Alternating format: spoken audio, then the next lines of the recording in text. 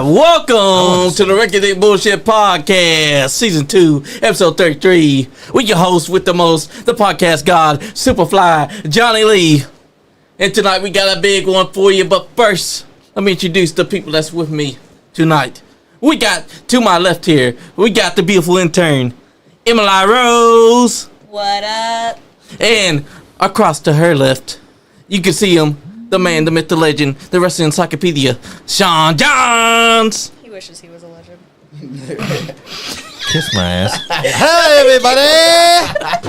And across, I want to do this one. And across from me, we have, speaking of living legend, the man, the myth, we have Mr. Larger Than Life, Ethan Heyre. That was pretty good, Sean Jahns. Thank you, sir. Maybe get you a ring announcing gig or something. That's Maybe my right. personal ring announcer. Hey, That'd be dope. hey. I've always wanted a personal ring announcer. Now we're cooking with kerosene. That's a good idea. And you had a any great promoters month. that hire Ethan, you got to bring Sean in too. Now, just remember, you got to pay me more than Ethan. I'm just saying. And you've had a great month this month, Ethan. I really have, man. It's been awesome. It's been I think a career high for me, no pun intended. Over the last couple of weeks, I've gotten to work some really big names. I've got to work in some really big places. It's been huge. Ever since like Summer Sweatfest, getting to work with Larry D, I feel like my momentum has just been taken off. I feel like I've been so lucky lately. I've been getting so many opportunities. I had an opportunity to wrestle Hornswoggle kind of just fall into my lap a few weeks ago. Nice. Yeah. And that was incredible. I got to work with the Rock and Roll Express, which like just a few years ago wouldn't have even seemed possible. They were like having a retirement tour and all that stuff.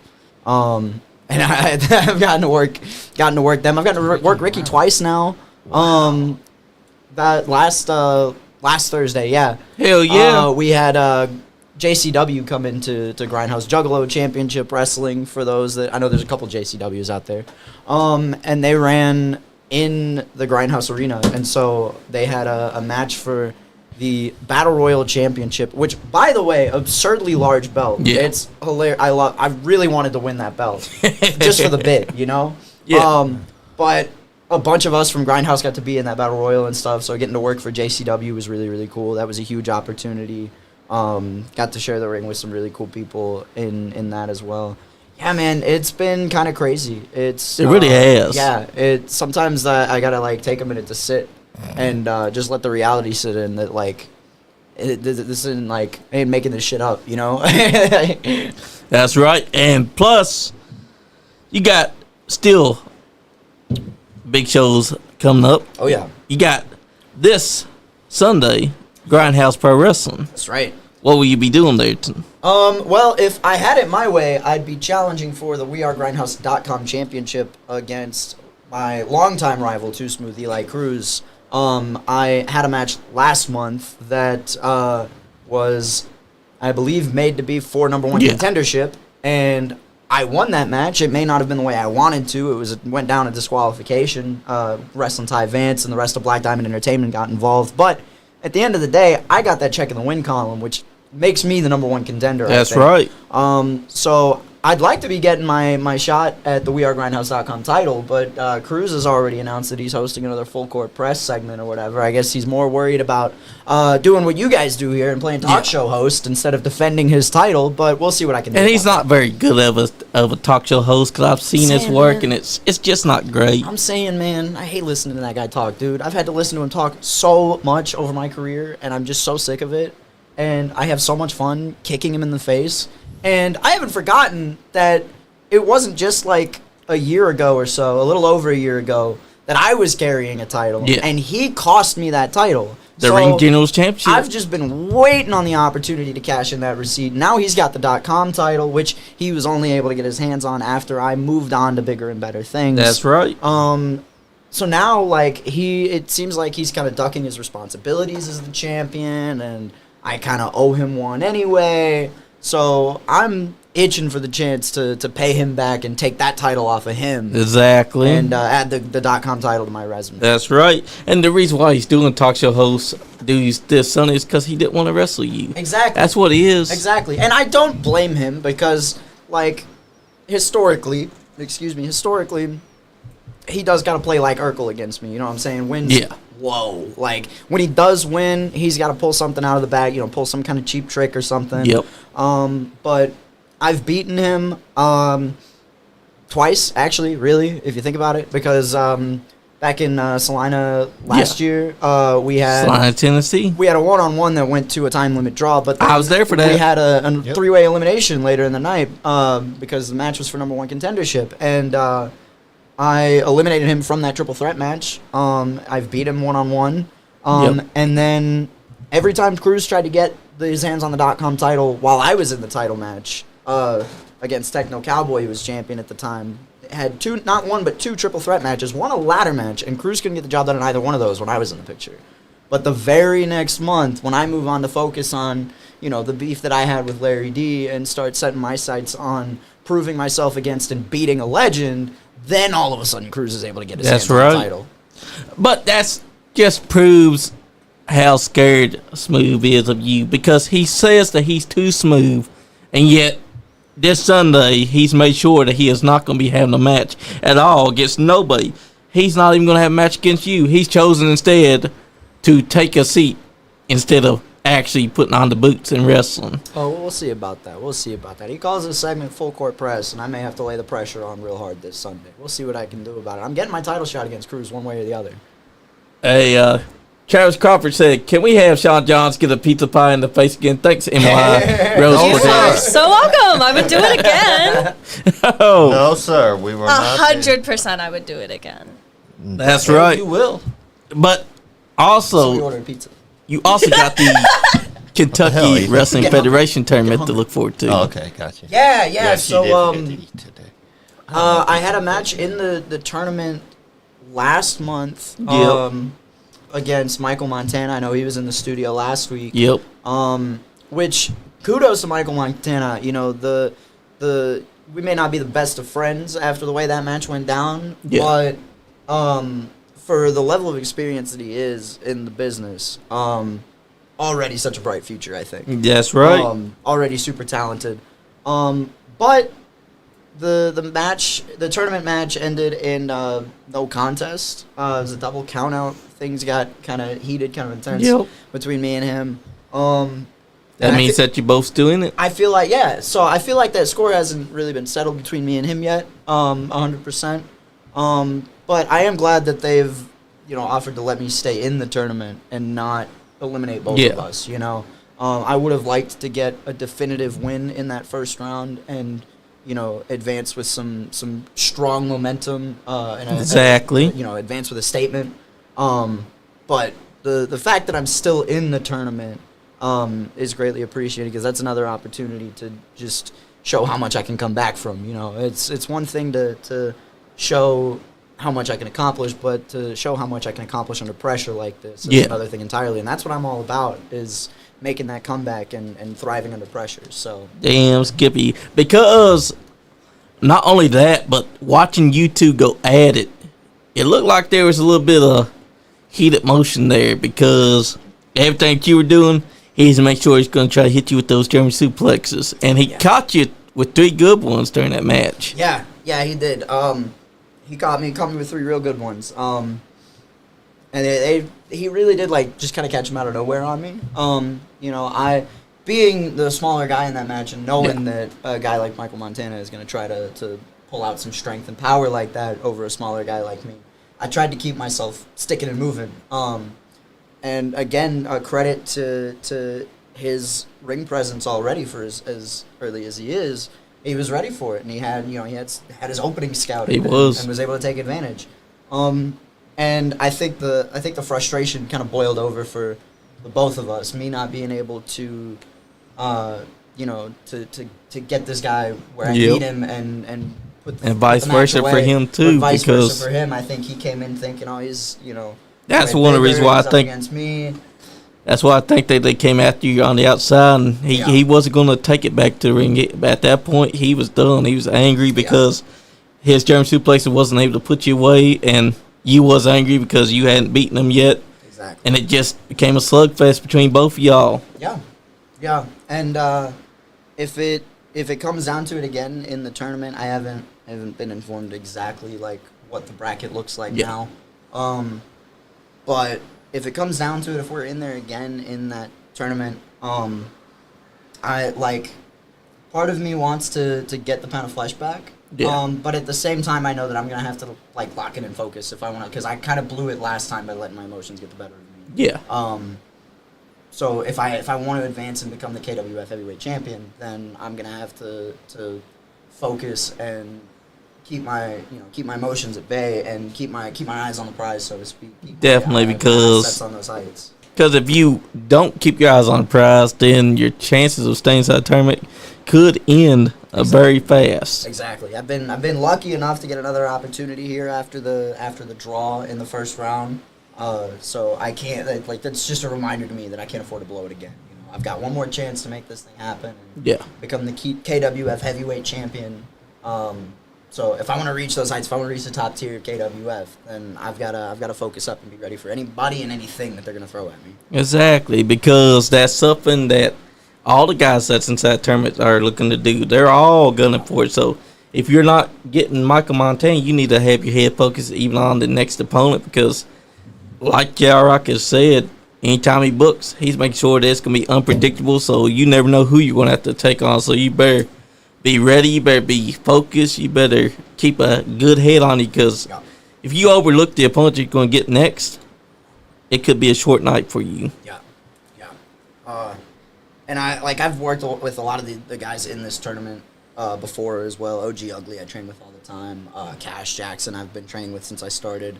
All good people. Yeah, all good people. And all great wrestlers too. And that's the and that's what I love about things like this is I aspire for those challenges. You know, I aspire to test myself against some of the best, and I think some of the best in the Kentucky scene right now, and some of the best up and comers in the Kentucky scene are all in this tournament at KWF.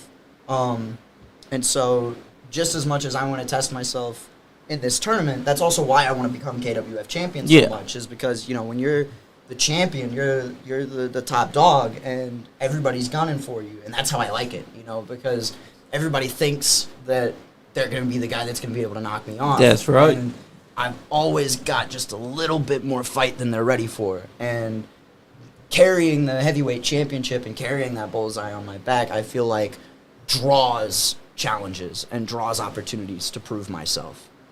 Exactly. And plus, you made your big return to EWA at Prime 018. Yeah. How are you feeling? Well, on the one hand, it was good to be back at EWA and see the people in Danville again and feel that energy and all that stuff. But coming out of that show, honestly, it could be going a lot better. You know, the last time I had been at EWA before that was for the money grab ladder match at Gold Rush, and I had been in that match the year before and been this close when Jordan Cage cost me that match. But I was able to go on, finish the bigger picture and take down the Ben Sheeran brand, become EWA Heritage Champion. I beat Jordan Cage to retain the Heritage Championship during my reign. And then after losing the title to Chris Crow, the money grab ladder match, well, first the tournament, the Heritage title, Gold Rush tournament, was really my first chance at redemption. I came back in the Rumble and ended up crossing paths with an old rival in Gaston. So the Rumble opportunity was out the window. I entered the tournament, but I went in hurt. I was in the middle of everything going on with Larry D, but I wanted that opportunity. The injury got the better of me. Gaston snuck one out. He did. And so the money grab was really like my opportunity, where I felt like, if I won that briefcase, then I held all the cards for EWA. If I had that, I had the secret weapon needed to take down the Ben Sheeran brand, because with the money grab contract guarantees you an opportunity at the EWA championship. Jordan Cage is the EWA champion. He's the one backed by the Ben Sheeran brand. I know I can beat Jordan Cage. I know I can take down the Ben Sheeran brand. I've done all of that before. So I really thought the money grab was going to be my shot. Exactly. And then Chris Crow interjects himself into the match. What about the Ben Sheeran brand making sure that they wasn't going to be gone? I mean, y'all made sure that they were gone back because now the commissioner was gone, but now the commissioner's back. Yeah, Ben And we really, I guess, in hindsight's 2020, but we really should have seen that coming, knowing how scheming and conniving Ben can be, that he was going to come up with some kind of plan. But I wasn't worried about it at first because I felt pretty confident that as long as I was able to capitalize on one of these opportunities, I'd be able to oust them again. Exactly. So when the money grab didn't work out, when Chris Crow took the money grab, just like he had taken the EWA Heritage title from me, I felt like it was... Jacob Ratliff said, what's up? What's up, Jacob Ratliff? Speaking of the EWA Heritage Championship, the champ himself. What's up, baby? Yep. Love that guy. Love you, Jacob. Hope you're doing great. Jacob, by the way, side note, has been killing it as EWA Heritage. Hell yeah. No hard feelings against Jacob. He even gave me an opportunity to reclaim the Heritage Championship, and I lost fair and square at KWF in a no-ring match in Paris, Kentucky. That's Jacob's all right. home turf, Jacob's home turf, and Jacob's home environment as far as matches go. Yeah. But I was up to the challenge, and Jacob brought the fight, man. He proved why he's the Heritage Hey, champion what's all up, across the Crazy globe. Carl? What's up, man? So yeah, going up against Jordan Cage, I felt like there was only so much I could do playing by the rules at EWA with the BSB in charge, and so I went straight to the source and I laid down the challenge to Jordan Cage, and he told me I had to beat him in a non-title match before I could get championship opportunity, and I was real close, but I'll put this one on me this time. Jordan Cage beat me clean. He did. So now I know we've got Hardcore Havoc on the horizon. I'm not sure exactly what's next for me, but I always know where the next place to go for me is, and that's higher. That's right. And Hardcore Havoc just gives me the opportunity to really up the chaos for the Ben Sheeran brand. And there's so many opportunities out there right now, especially with Grindhouse Pro Wrestling, with EWA, KWF. Man, how did you feel about wrestling Larry D? Oh, man. So, wrestling Larry D was a lot of emotions. Chris Crow real quick wants to say, Ethan. Hello, old friend. What's up, Chris Crow? You still ducking me?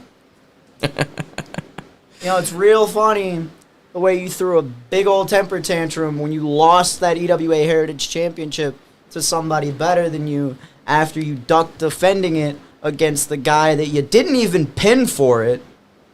And now all of a sudden you got this contract. Chris, I hope, you know what? As much as I can't stand you, I hope that you win the EWA Championship when you cash in that money grab contract. Because I cannot wait to be the guy that kicks your head off of your shoulders and takes it from you. You tried to put me out in February and then pin somebody else for the EWA Heritage Championship, knowing that you couldn't beat me one-on-one, and then refused to defend it against me, held a whole tournament to make everybody fight to challenge you for the title, because you knew you weren't going to be able to handle any of them without them running that gauntlet first. And then you still lost. And then you threw such a temper tantrum that Ben Sheeran had to pacify you with a spot in the money grab ladder match. That doesn't sound like a champ to me, buddy. It sounds like a chump. And I'm going to chump you out the first chance I get. Chris Crow responded. He said, you still holding a grudge? Why is that? I thought we were friends. Oh, that's right. I moved on to things that will higher. Spelled it the way you spell your last name. Good. Chris Crow can spell. I'm so glad. I'm so glad that me kicking him in the head hasn't caused him enough head trauma to take away his ability to read at a first grade level yet. But it will, if you're man enough to give me the opportunity. It sounds like we got ourselves that next thing that you were saying that you wasn't quite sure that was going to happen. Not only that, but Chris Crow also got to remember that he's also got Cash Atkins mad at him. Yeah, as Cash should be. Because Cash Atkins was scheduled to be in that money grab ladder match. And that could have been a career opportunity for Cash Atkins as an up-and-comer at EWA. That's right. And Chris Crow took out his frustrations on Cash Atkins. Cash Atkins was the victim of Chris Crow's temper tantrum, and now Cash Atkins loses that opportunity. He's got to climb all the way back up the ranks. Meanwhile, That's Chris true. Crow has an opportunity that he wasn't supposed to have. He just got it because he wasn't good enough to hold on to his own title. Exactly. And he's in Cash Atkins's eyes, he's been ducking him this whole time. Every time that he's been at the EWA shows, Prime 17, Prime 18, to him, he says that Chris Crow's been walking out there, running, not trying to fight him, not trying to do nothing. Cash Atkins's mad, but I think that Cash Atkins's going to have to take a back seat because it sounds like you and Chris Crow, y'all's heat is a little bit more. Oh, wait a second. Chris Crow just said, man, till you buy jeans that's not 2 sizes too big, don't open your mouth, little man. Embrace my greatness. I'm sorry, I just thought that was... Damn. Okay. What do you got, Sean Jahns? Shall we not go with the personal attacks there, Mr. Crow? Oh, it's no Keep it about the business. personal attack. Chris Crow just doesn't have any eyesight, or at least I assume that's the excuse that he uses for why he can't find his way to the ring to face me man to man. God. Oh, man. I mean, from even Heyre's point of view, that is what Chris Crow's been doing, is running and ducking. He calls himself undeniable, but he's starting to sound more like unfindable. Oh, shit. Yep. I mean, that does sound about right, because are we going to see Ethan Heyre versus Chris Crow again? Because it sounds like that's something that needs to happen. Johnny, it's you're such a damn instigator, It's dude. been needed. What? It's been needed to happen. Oh, I've been instigating this since February when he tried to put me on the shelf. You guys are such damn instigators. I mean, that's how wrestling is, though. Extreme selfie over here. You know why? Because I'm the podcast god, and the podcast my god God. does a lot. Podcast call. But here's the thing. You and Chris Crow, this heat has been going for a long time now, and it sounds like it's still not going to extinguish because Chris Crow just fired some shots at you, Ethan. Oh yeah. So what do you think about that? What is your honest feelings on Chris Crow himself? Oh, I think I've laid it all out. I could really go the whole podcast if you wanted me to, but I'd like to talk about some other stuff. That's true. But, I mean, to cap it all off, yeah, unfindable Chris Crow, the least defendingest heritage champion of all time, and the only man to win a money grab ladder match that he wasn't scheduled for just because he cried over it. I mean, that's true. But yeah, after Chris Crow there, what do you think? After You Chris seen your Crow? future? Yes. After Chris Crow? Well, ideally, settling the score with Chris Crow would happen somewhere on the way to taking down the Ben Sheeran brand, because Chris Crow seemed to make a little bit of a deal. I don't think he's running with the Ben Sheeran brand per se, but he clearly did some business to get himself into that ladder match. So if I take out Chris Crow, I take out the threat of Chris becoming the EWA champion. Right. And Okay, then- now it's getting deep. Chris Crow chimed in with, well, Ethan, like I always do with everyone who steps in the ring with me, I elevate him. Because right now, Chris Crow is in God mode now. First off, I'm going to cut you off there, Fire. Chris Crow. Is that why when I was the Heritage Champion, I was the main event, and when you were the Heritage Champion, you were the curtain jerker? Ho ho! Shots fired. Man, it's getting hot in here, ain't it? Chris Crow being the curtain jerker Ask in Iron Main event. Ask the current EWA Heritage Champion, who actually deserves that title, how much a main event match with Mr. Larger Than Life can elevate you even higher. I mean, y'all had fought each other inside that no ring match as a bar fight too. Yeah. And my first defense as the EWA Heritage Champion, which, by the way, my third main event in a row as champion, if you count the match I won it, was an open challenge against Jacob Ratliff. And right. I'm going to be honest, man, I think people were sleeping on Jacob Ratliff until that match. They were. But we had that match. We crushed it in the main event. I retained my title, and what has happened since then? Jacob Ratliff has been one of the best and biggest stars of EWA. He won Fan Favorite of the Year That's that right. year. Yeah. He went on to become the EWA Heritage Champion. Who did he beat? Oh, yeah, Chris Crow. How did he do it? He knocked him out cold? Yeah. Oh, yeah. He did. Because Chris Crow can only fight when his opponent's back is turned. Oh. And not only that, will we be seeing you get revenge on Gaston what he did after that whole rumble, because remember he attacked you. He did afterwards, and he continued to attack. He did, and to be honest, I don't know if the score is ever going to be settled with Gaston. I mean, that was right after that match. We met each other again in another tournament, Yep. the Sean Schultz Futures Tournament. Was held in Chattanooga, Tennessee. Yeah. And then just this past Sunday, he was a part of my match at Generation X Pro Wrestling, the scramble match to earn a spot in the Hold Generational up, real Invitation. quick. Chris Cross had this say to you. He says, I had better things to do but to stick around the whole show with little marks like Ethan Heyre. You know where to find me, and I'll show you I am the one who does God's work, baby, because I am the best Crow wants to smoke. All right, so Unfindable Chris Crow is running off again, this time from the stream. Bye, Chris. Hope to see you soon. I know it'll be real hard to because you're going to be ducking me every chance you get. But I'll find you, and I'll see you soon. Till then. Crow, come on, man. That's right. He's got to put his money. He's got to put his mouth where his money is. You got to put your money where your mouth is, brother. I was gonna say, But- sir, I think that was all fucked up. My bad. I do flub right. my words. Something like that. Yeah. But to get back on Gaston Leroux. Yeah, man. I don't know if that score will ever be settled. You I'll be know, right back. after that tournament match, we met in the Sean Schultz tournament. We met again in the Bullpen Pro Wrestling Conquest Championship tournament. And it was kind of the same story in the Sean Schultz tournament. I was still hurt, and Yeah. I wasn't any better off after our match at EWA. So he took advantage again. Took a little more, like I did have, like, I was able to bring a little more fight. I was ready Yeah. for him to exploit that weakness this time, and I really should have been ready for that the first time, but I went in a little headstrong, and a little overconfident. Second time around, he still was able to take advantage of the injury.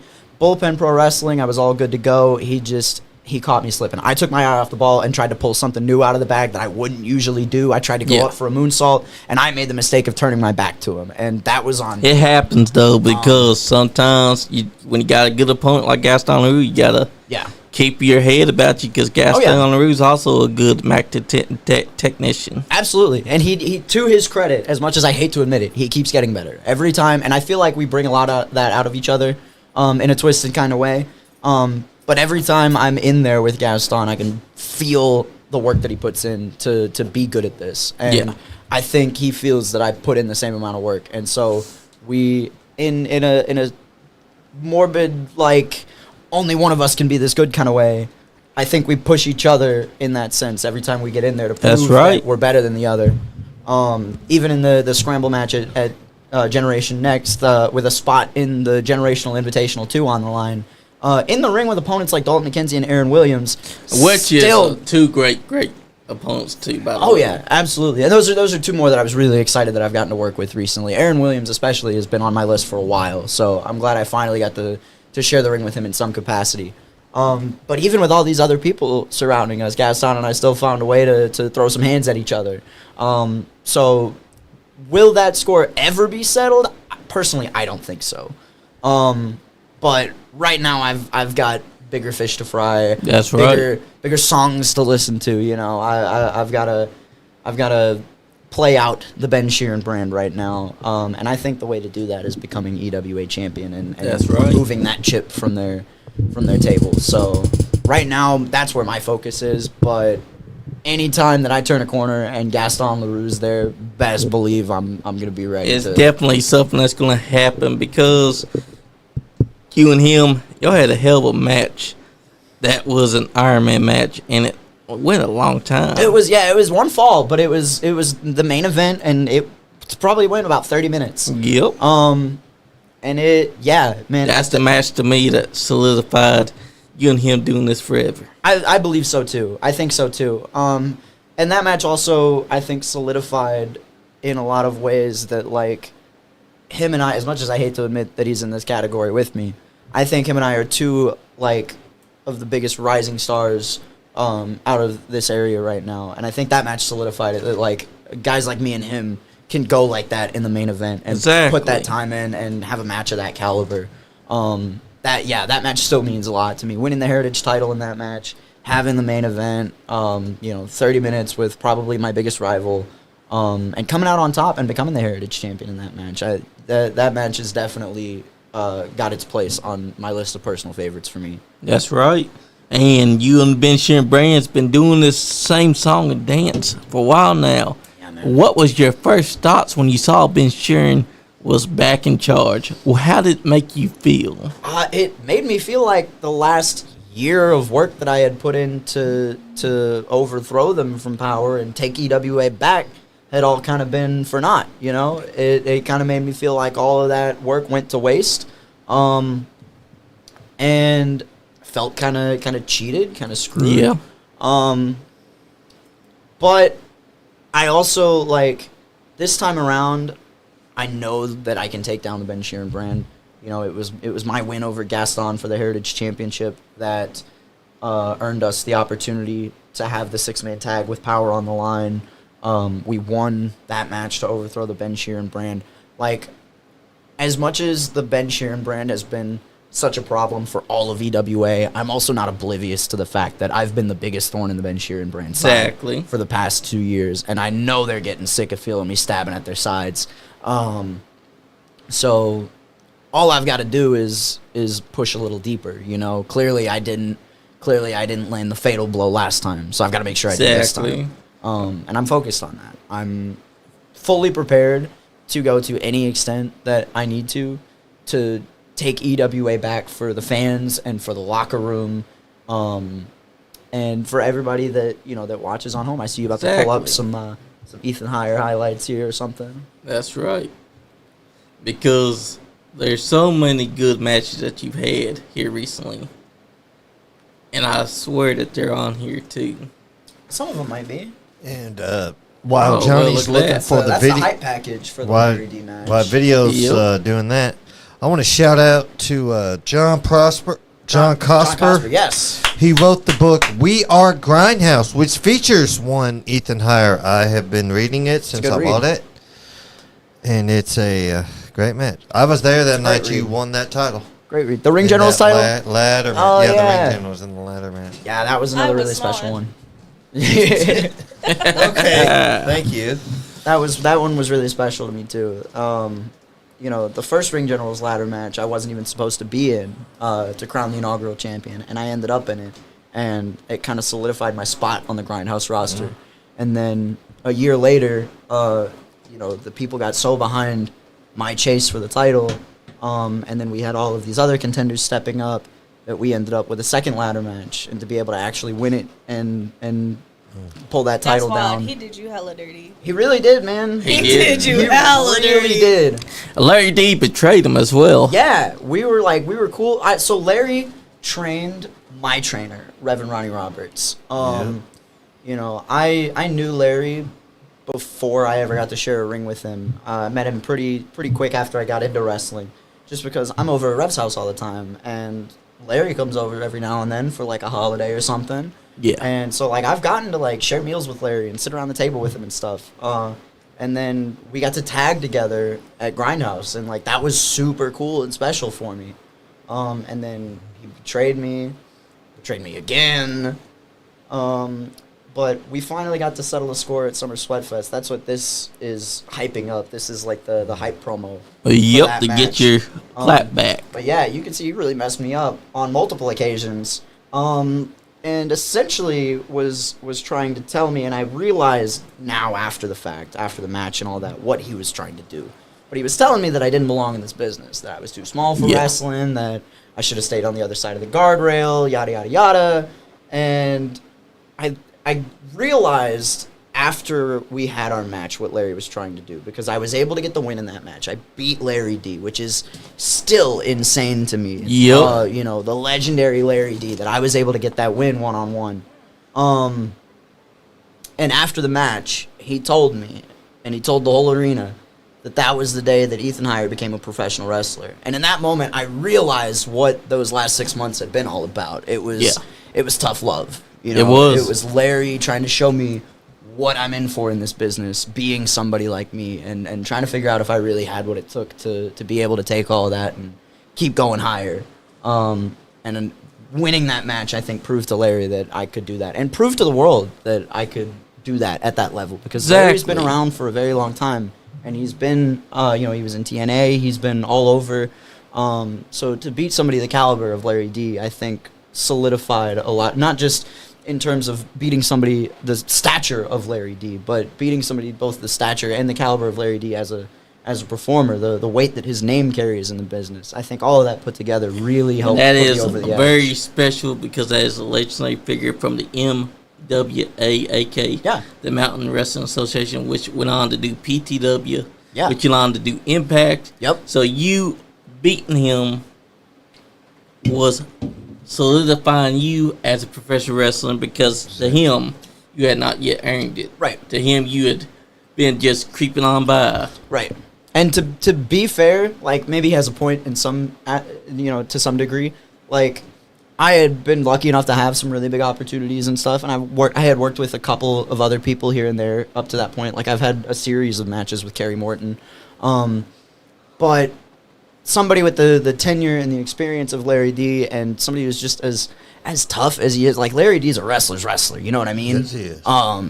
So that's why I kind of understand now why he took the approach that he did with me in, trying to make sure that I was really ready and cut out for what this business holds for somebody like me, because it is like a very old school mentality of like, all right, kid, if you want it, you gotta be ready to bleed for it. You gotta be ready to hurt for it. You gotta be ready to sacrifice for it, and you gotta be ready to get back up and come back even when it's hurting. And that's what I did, and I think that is where I kind of earned the seal of approval that, like, all right, you're ready for the next step. That's right. From being inside a music video where you were wrestling there as well, to actually wrestling in a bar with Jake Ratliff. Yeah. That is impressive. Yeah. What was your experience like? On the music video or in the bar fight? The bar fight. The bar fight? Oh man, so that was something almost totally new to me. I had one other match like that in Asheville, North Carolina. Yeah. But this one was like way more than, like, it was a real small space in Asheville. There wasn't a lot of things to use besides, my fists and my legs and a chain that the other guy brought. But against Jacob, like, we were in Jacob's hometown. It was I actually saw some clips of that. Jacob's, match. yeah, it was Jacob's environment, man. Like, that's his deal. And he came, like, with all the stuff, all the bells and whistles, all the stops, literally everything but a kitchen sink. Like, wiffle ball bats with bottle caps taped to them, a bag of bottle caps that he slammed me onto, chairs all over the place, plywood doors, or like boards. Yep. Yeah. So that was, I think when I really got to experience, like, what that environment is like. But it was so much fun. Like, Jacob and I are tight. I think we have a healthy competition between each other. But also, like, we both genuinely want to see each other get better, and we help each other out and stuff like that. I said earlier before we went on, Jacob's one of my favorite opponents that I've had. He and I are sibling students. We trained under the same person. That's right. So to have that match with Jacob was really cool and really special. He reached out to me personally and was like, hey, I want to have this match, in front of my hometown. This is kind of my jam and all that stuff. I know it's not really your forte, but would you be willing to step up and try it out? And I'm, me, I'm always ready for a challenge. I'm always ready for a fight. So I said, yeah, let's do it. And damn, Skippy, that's how it gets done. Yeah, just kind of jumped into the fire, man. And don't get me wrong, Jacob's a tough son of a gun. Busted me up pretty good, but I brought it back, and I feel like it was not only a fun experience, but also, like, a very telling experience to myself in terms of, like, what I'm capable of as both a wrestler and just, like, as a man, Yeah. So yeah, I think that was a really cool experience. I had a great time. There were bands that played afterwards. There was, like, a whole concert and stuff. So that was a lot of fun. But yeah, man, wrestling's kind of weird. Sometimes we have the most fun beating up our friends. Like, sometimes our friends are the most fun to beat up. And that's because your friends exactly know you inside and out. Exactly. And that's kind of what that was with Jacob. It was like, all right, buddy, you're one of my best friends, so yes, I will come and punch you in the face over and over again. Absolutely, I can do that for you. And that's also what's happening October 18th for KWF. Because there's going to be bands and there's going to be wrestling. Yeah. It's the WWME Music Hall. Yep. I believe my match is supposed to be the main event. It was going to be a triple threat. Me, It's definitely gonna be Omega, main and event. Zodiac. And we have also now added... You're looking at the man he's gonna be calling. oh, Your heck yeah. match Be as ring the ring announcer. announcer. That's I what's was- up. I was- So you I were was practicing. Yeah. Perfect. Yeah, we have since added tomorrow night's guest, OG Ugly, to that match. Nice. So for those that don't know, and you'll probably find out tomorrow, so I won't tell you too much about it. I'll leave it to him. But OG Ugly is also a rapper. Oh, wow. And that is where the OG Ugly like brand and name comes from. That's also why he's such a natural entertainer What's in this up, business. Dustin James, the referee. Dustin James, Purple Zebra. What's up, baby? How you doing, Bob? So what was that? Oh, OG. Yeah. So that's also why he's like such a natural entertainer in this business, is because he's been an entertainer for years and That's years and years. right. And so it's my understanding that he's performed at the WWME Music Hall, and I guess they like gave him a championship like of the music hall for like the Wow. performers. So OG Ugly is a tried and true main eventer at the WWME Music Hall, and I'm excited to share that match with him in Hell that yeah. capacity because that's like his turf, but also like I've been, OG comes from my training school, so I'm excited to be in there with one of our guys at the same time as getting to Yeah. share the ring with Omega and Zodiac, because Omega, Exactly. I've always loved the handfuls of opportunities that I've gotten to cross paths with Omega in matches. Even though we only ever get like a moment or two in the ring Yeah. together, but I'm excited to be in there with Omega, and I've never gotten to share the ring with Zodi, and I am very, very excited for that too. So And that's that also match is gonna be a lot of special. fun. Yeah, exactly. So Because it's not just wrestling, it's also rock and metal music with Nick Himes and them. yeah, it's gonna be a lot of fun. I'm looking forward to it. And I did not realize that WMME until now was actually someone's brand. Yeah, Until I saw his picture. yeah, I didn't either. I thought it was just the name of the hall. I did too. And then it caught me by surprise when I saw the masked man whip behind. I think it was Jake Ratliff. No, it was OG Ugly that they sent that picture with. I was like, Oh yeah. oh, so that's WMME. yeah. Woo. You learn something new every day in wrestling. Right? Especially in music.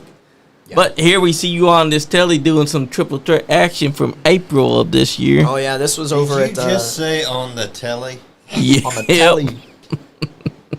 Wow, Johnny, that's a good one. That's Peace up and have another. This was Don't ever do that. House of Please Heat. stop. But Not where was this British. from? Superfly Johnny Day, get it, bro. You this stop was too. from- No.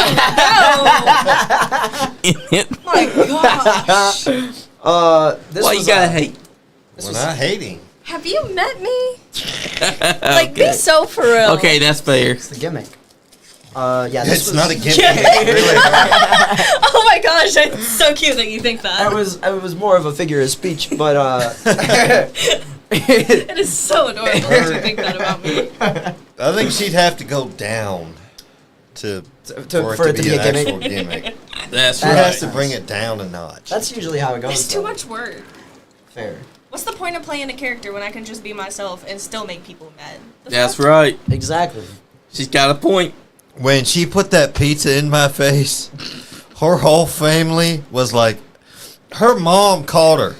We're talking after the thing. Her mom called her. First words out of her mom's mouth was, I will About to beat your ass. in that cadence, in that tone. I start laughing. She goes, she's like, Sean looked legitimately pissed off. And I'm like, it's acting.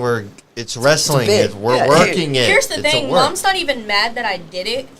Because she was here for the whole thing. She said she knew at the beginning that I was gonna do some stupid shit. But She didn't was think mad you- that I targeted Sean. Oh, okay. because we've known each other for years. Right. Well, you didn't really know how Johnny would react or Joe. No. So I was the easiest target. It's Fair. like Yeah. Plus, I've been bullying you for like ever since you met me. exactly. So You But already no, knew. literally, I go to the bathroom. She's going downstairs to get the pizza, and she goes, "Sean, come give me a hand with this pizza." All right.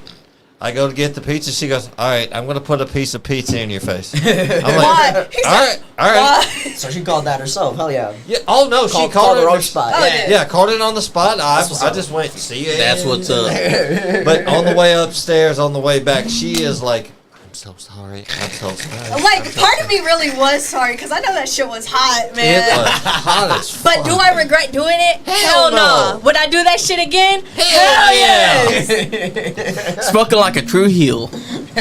Shit. Hey, Drew Dillinger goes, if it's pizza, is it really bullying? That's right, Drew. I don't know, because I That's fucking right. hit him Dillinger.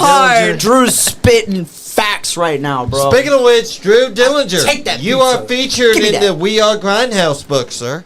He is. Is there any wrestlers I know in that book? There's the Death World Order. Oh, Ethan High. shit. Yep. DWO. They're the current Grindhouse Pro Wrestling Tag Team Champions. Yeah. I know him. Yeah, Berto. Yeah. Berto. Yep. Ethan High right there. We don't give a shit about him. Hey, now. I'm joking. Shit. Cash Jackson. Cash Jackson. Do I know him? He was at the KWF show we were at. He was last wrestling He wrestled Austin Diamond. Austin Time. He was Diamond. in that okay, triple okay. threat Somebody match. else. Yeah. I don't remember who the other one was. Yeah, I don't know none of these other people. It's fine. Kivo Thrives, I think so. Kivo Yeah, Thrives. Kivo I love that you Thrives is call right him next that to you on because the I cover. call him that as a joke. Like I was telling you guys earlier, sometimes I mispronounce people's names as a rib. Kevo is the primary. Drew Dillinger said Suspect. front and cover on the center. That's right. Center on the, He that's is right right. there. That Yeah. is not what he said. He said front and center on the cover. Can you read today? I can read. You sure about that? Yes. All right. He's got a. Hey, you are not one to Close talk if he's got a little bit of dyslexia. You are not one to talk, young lady. First of all, who you pointing your finger at? You. You gonna regret that You shit. gonna get another pizza. You gonna regret that shit. Anywho, yeah. So, and I'm not being asked to plug this book. It's that with Ethan here, I've just realized I've been reading it. Figured I'd show it off because it is a very good book It about is. Grindhouse Pro It's a good Wrestling. read. Another shout out to John Cosper, Eat Sleep Wrestle books. He is the author of that book, and you can also go to his website eatsleepwrestle.com to buy this book and plenty of other wrestling books that he has written. John's great. Love John. That's He right. even wrote the book on Larry D. He did. He wrote the book on Larry D. He co-wrote a book on Chris Candido that he actually I got that lent to book. me. Yeah. as well. Nice. He's got all kinds of good reads. John's a fantastic author, and he does so much justice to our business. Sure does. And that Grindhouse book is a very And special there's project. yet another match with you and Gaston LaRue. This is from Bullpen Pro Wrestling. Yep. This was the Conquest Championship tournament I was talking about earlier, so I'm pretty much good to go by this point. We had two where I was going in at less than 100% with an injured shoulder and all that. Oh, wow. But by this point, I'm pretty much good to go. I think this was the latest of our singles matches. Of our singles matches alone, we've had 6. Yeah. That's not accounting for all the scrambles and multi-mans and tag team Right. matches and stuff that we've been a part of against each other. It's kind of like Batman That's right. and Joker. Yeah. Destined to do that forever. Exactly. As I said Kind of earlier. like how Sami Zayn and Kevin Owens, Kevin Steen, whatever, are bound to somehow mirror each other, follow each other wherever Yeah. they go. That's what's going to happen with, I feel, in my heart, in my gut, that Ethan Heyre and Gaston LaRue, they're going to follow each other everywhere. It's kind of like I think so, too. Steamboat and Flair. Yeah. That's right. I think so too, and I feel like it's already started to kind of end up that way. Yeah. You're the Joker to his Batman. Or he's the Batman to his Joker. I'm Batman. Or he's Two-Face.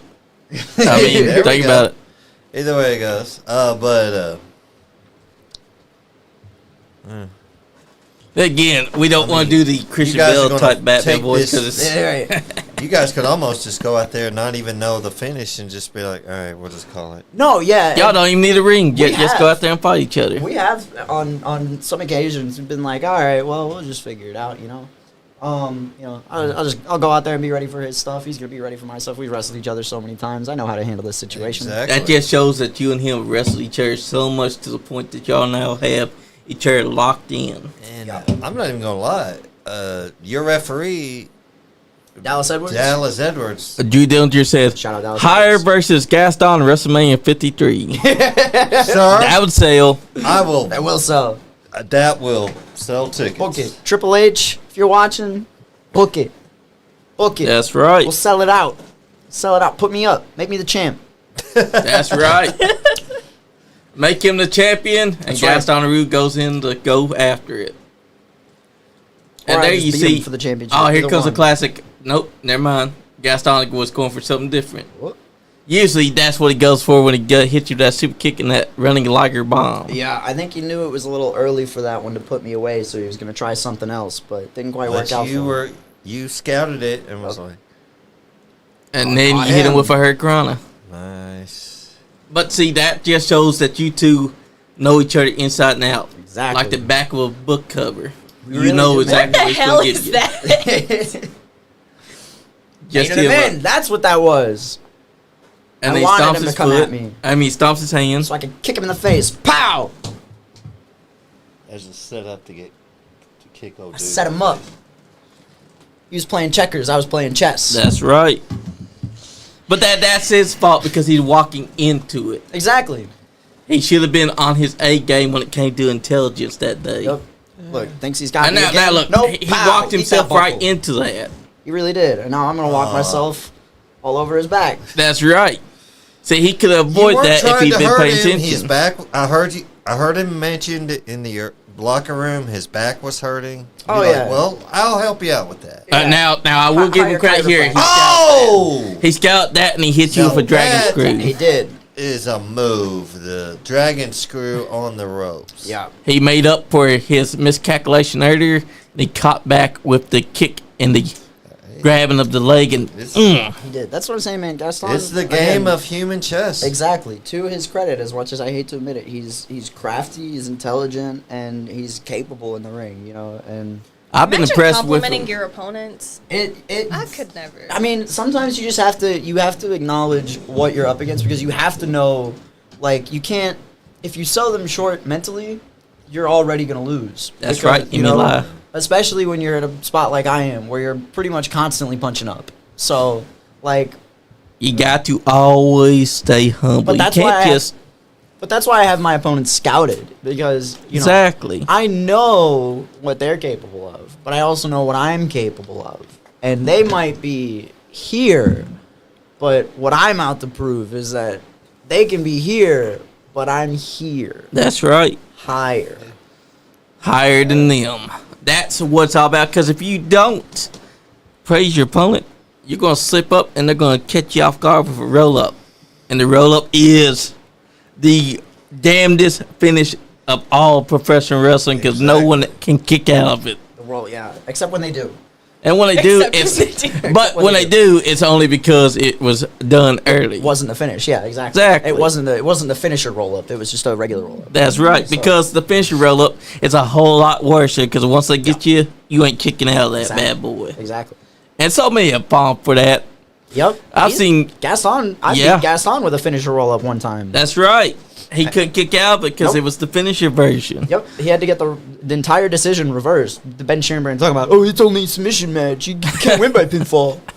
But then that was after the That's what I'm saying. yeah, because he never did address it as a submissions only match. No, he I- only said that you two were gonna fight each other for one fall. To this day, I have my suspicions that was even a real thing and not just something he made up after he saw that Gaston lost He did have an to try ego and trip. cover their ass. Yeah. He was on an ego power trip that time, and he was make sure that matches ended his way. Damn, that looked like it hurt. Oh, Yeah. it did. I fucking bet. Getting dropped on your neck never feels good by any stretch. It don't, especially I in don't the know, 'cause Liger I've never bomb. been to And the Liger bomb is not Oh, something yeah, that you man. can't sell short either, because once he hits it, that has to hurt. Yeah. He got me with that at Gen Next in that scramble match I was talking about.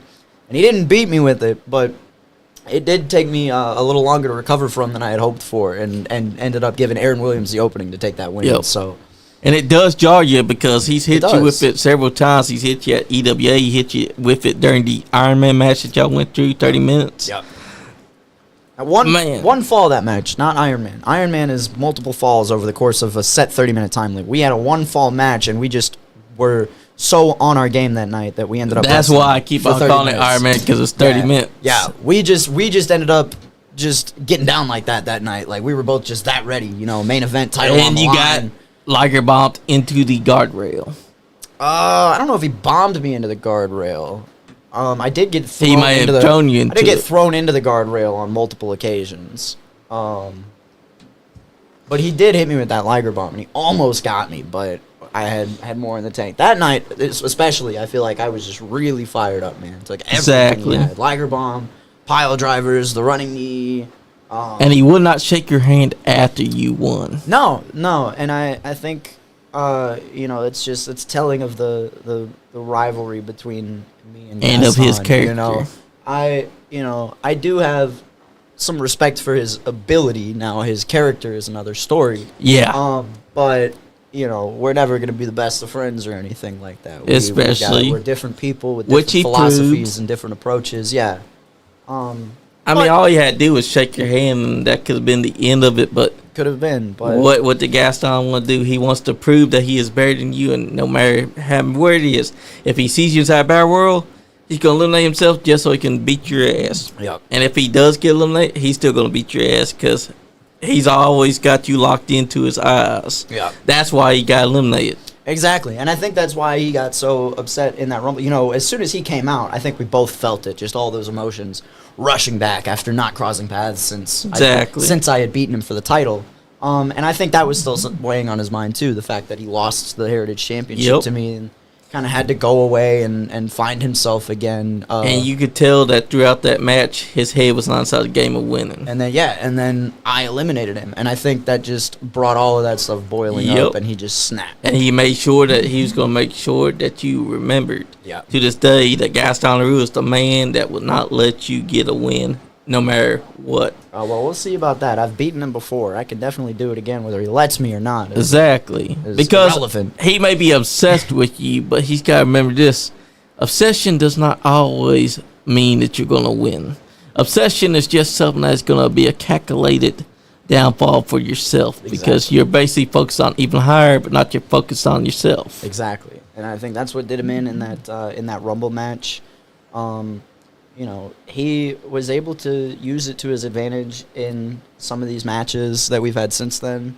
But again, it's a mental game. Sometimes you gotta focus less on the battles and more on winning the war. That's right. And Gaston may have more battles in this rivalry, but I think I'm leading the war. That's right. And his obsession with you is what's going to keep on leading him to ruin. Exactly. Because all he wants to do is prove that he's better than you, but all it's doing is getting him out of the game. Because he could have won that Rumble. He could have. But his head was not inside the game.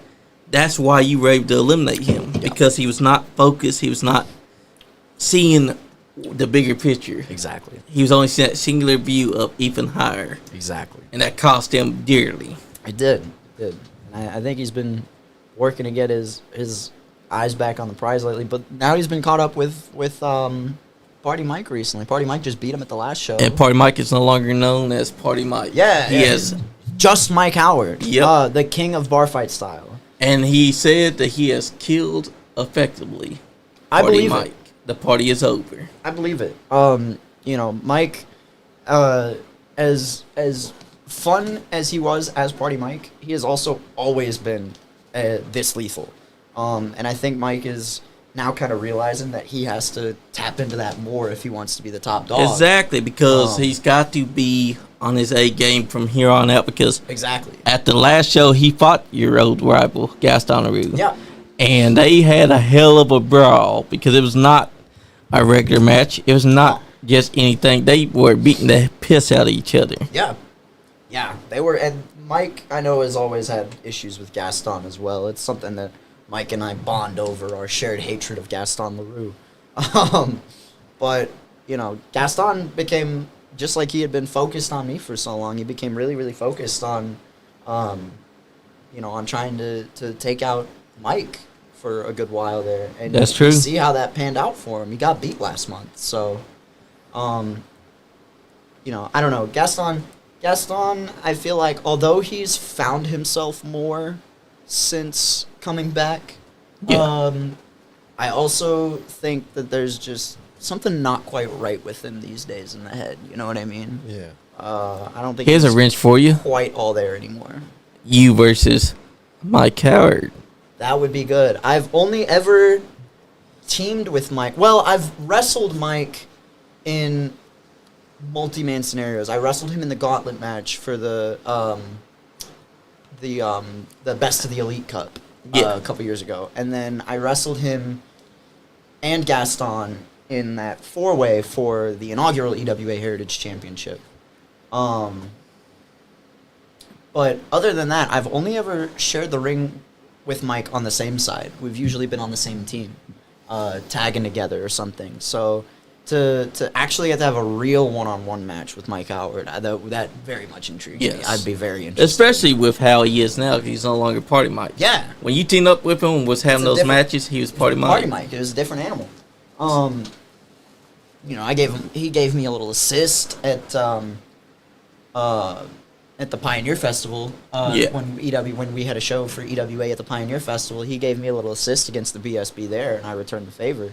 But I haven't gotten to work with him in the ring as Mike Howard yet. Exactly.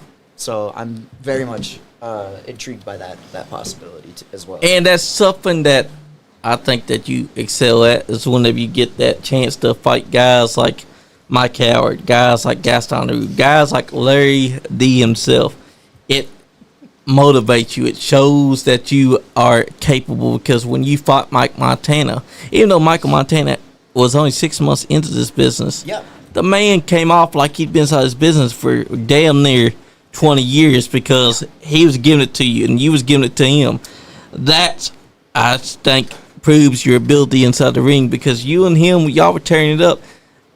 And I have to expect bigger things to happen for you in the KWF tournament. Thank you. And that's why I want to win that KWF tournament and become KWF heavyweight champion, so that I can continue to prove myself against people like that. You know, being KWF heavyweight champion draws challenges like that, brings people like that to me to test myself against and defend that title against. That's right. right. If I got that title, you know, that's a target that everybody's going to take aim for, and I want them to take aim for it.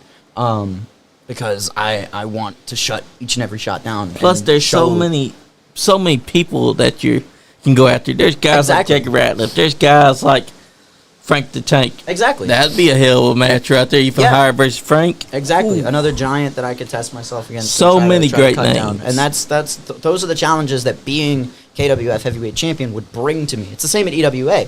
The EWA championship, like, I want to become EWA champion because it takes the title back for the roster, because the Ben Sheeran brand has been trying to hold the entire company hostage through both of their tenures in power. And with the Ben Sheeran brand in power, it puts a ceiling over anybody that the Ben Sheeran brand doesn't want to succeed. Exactly.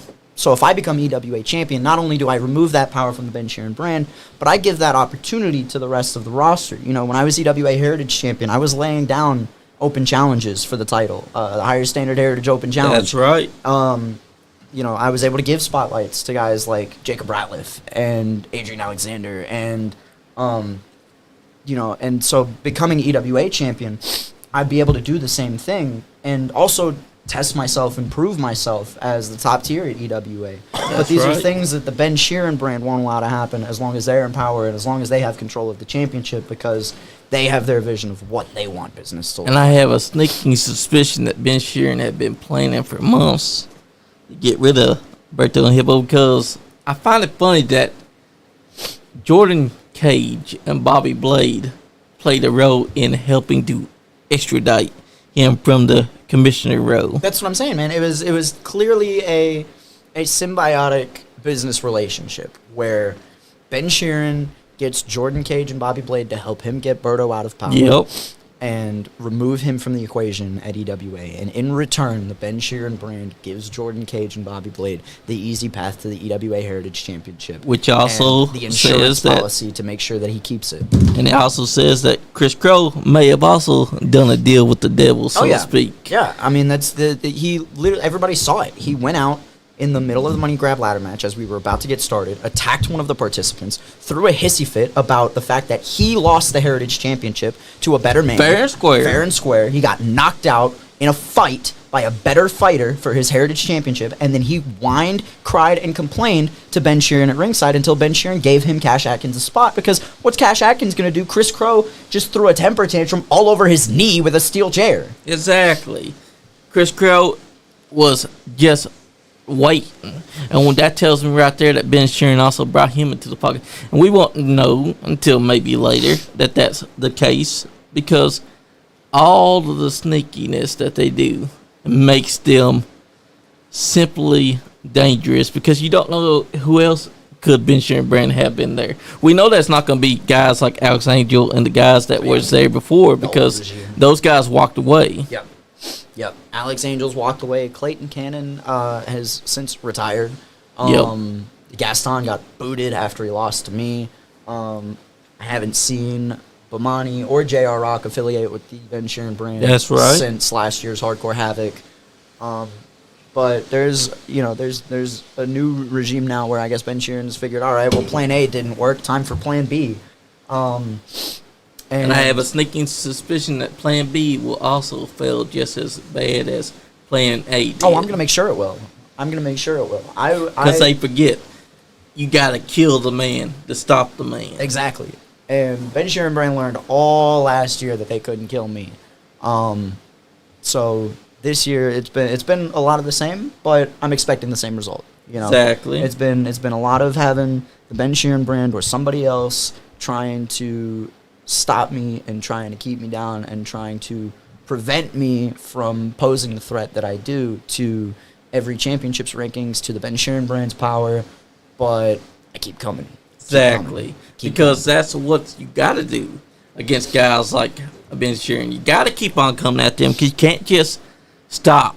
Exactly. Because the moment that you do stop will be the moment that they think that they have one over on you. Exactly. And when they do, it's over with. They'll do whatever they can to stop you from having every opportunity that you've been after for that championship opportunity. Yeah, man, and they're trying to just do whatever they want at EWA, and I can't stand for that. Exactly. We've got a roster of guys that deserve a fair opportunity to shine and be the superstars that they are.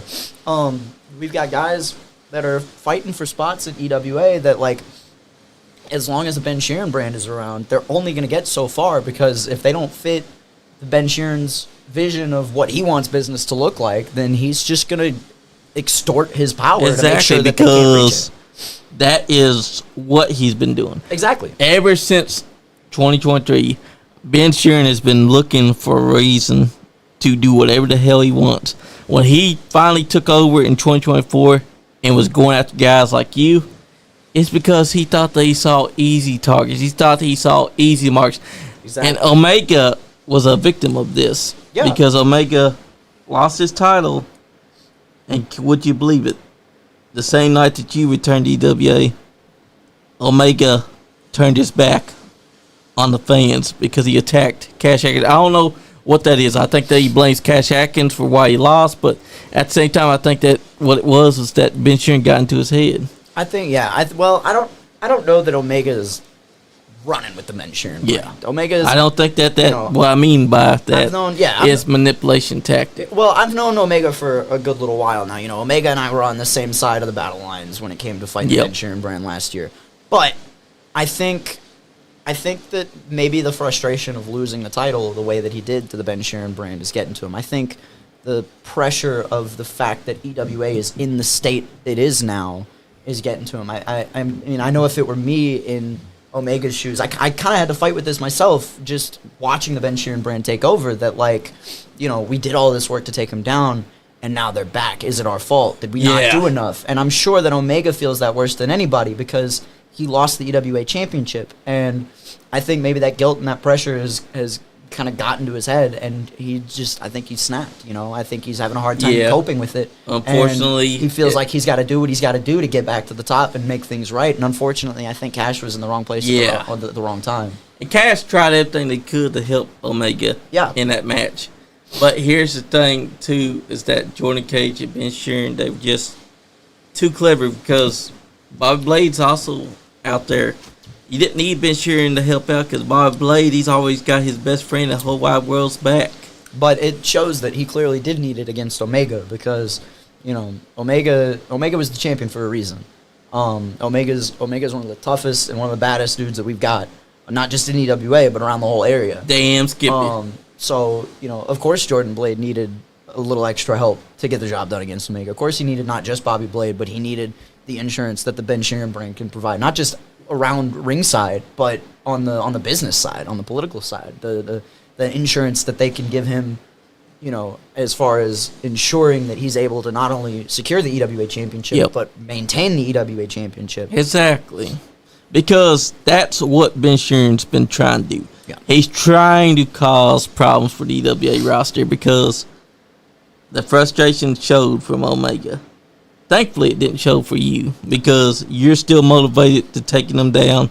You're still in the game. Exactly. And not to say that Omega's not still in the game too, but I think, I think the situation has gotten to Omega's head to where that's right. In his mind, I'm sure he does feel that he's still fighting the good fight. I'm sure he wants to get back to the top and become EWA champion again. It's a whole new attitude. To kind of make things right and feel like he's the man that he says he is again. But for me, it's, I don't know, man.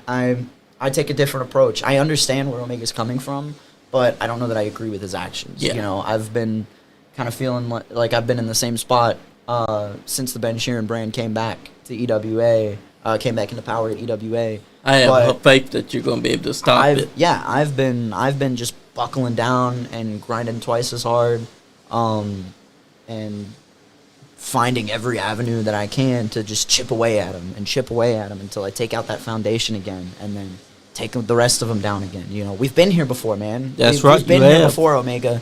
We've been here before, and we can we know how this ends. And plus, at Grindhouse, you got the opportunity to try to go for that .com championship, and you're being kept from it by Smooth because he doesn't want to wrestle you. Exactly. That has to sting because you want to wrestle him. You want to capture that. Oh, absolutely. It's funny that Cruz. This all started really when Cruz cost me the Ring Generals championship.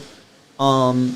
And I think he did that just as a way to create some buzz for himself. Exactly. He knew that I was generating more buzz than anybody at Grindhouse Pro Wrestling at the time, and he wanted to get in on that and try to make a name for himself at my expense. So he cost me that title. And then, we fought and fought and fought the rest of the year after that, and both ended up finding ourselves in the running for the WeAreGrindhouse.com championship. But 2 matches that we had together, both challenging at the same time for the .com championship, that Cruz couldn't get the job done.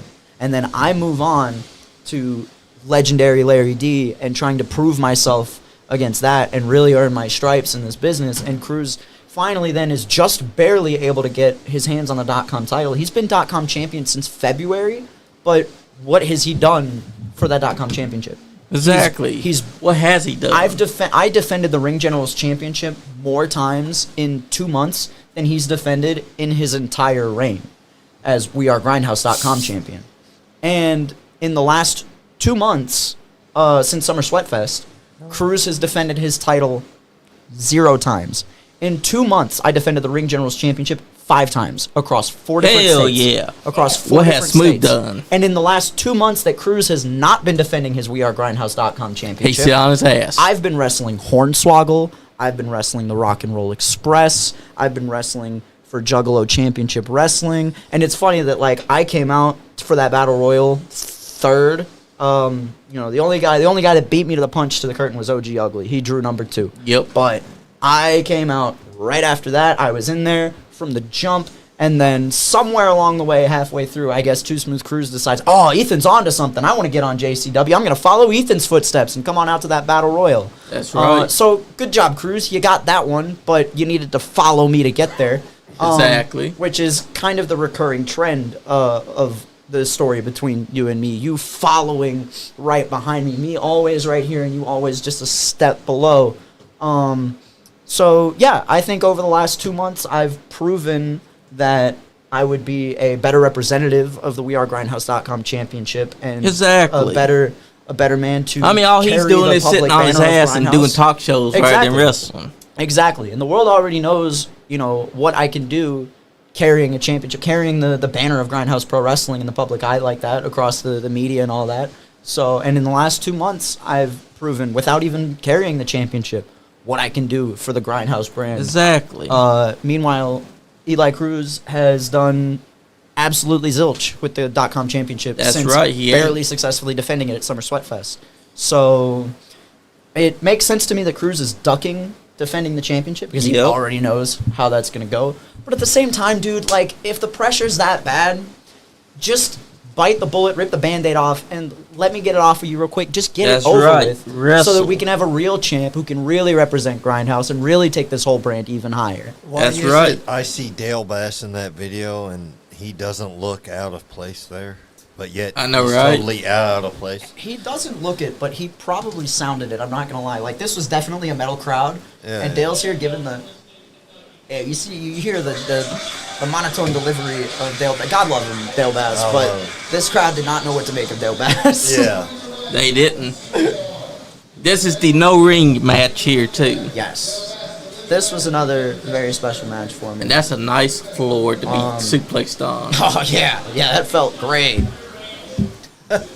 I bet that picked was up the something that was a dream sarcasm come there. true though.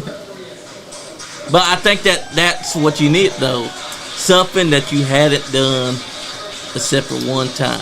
Yeah.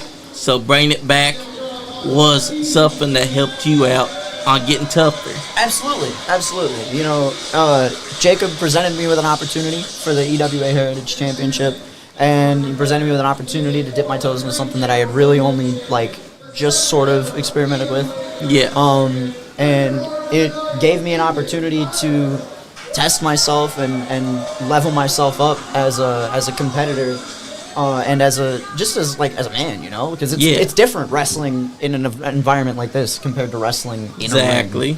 Because usually you're inside ring, Yeah. protected by ropes and ring, all that. Yeah, that ring don't feel good either, but it's, Not to mention the crowd is also the not element. behind barricades. right, yeah. Which I'm sure you'll see at some point how that comes into play. Dale Bass Here doing soon. your little hand gesture. Oh I yeah, love man, it. this is over, baby.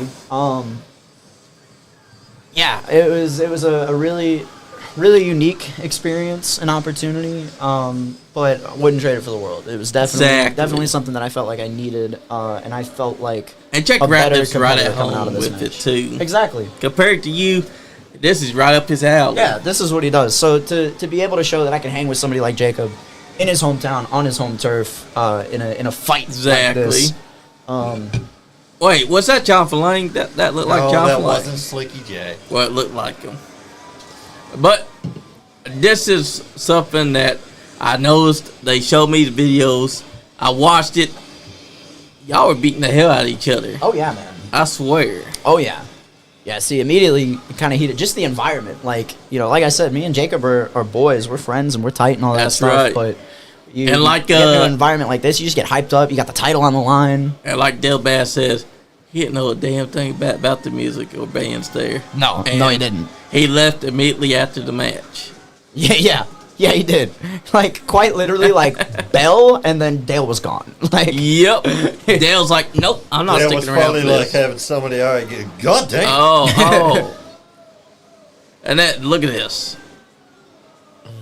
It's so wrong to say it, but I love watching people just snatch you up like that. It's so fucking funny to me. Oh my gosh. They picked him up. it tends and to happen a lot. That's why I gotta find creative ways like that to get out of Oh. that situation.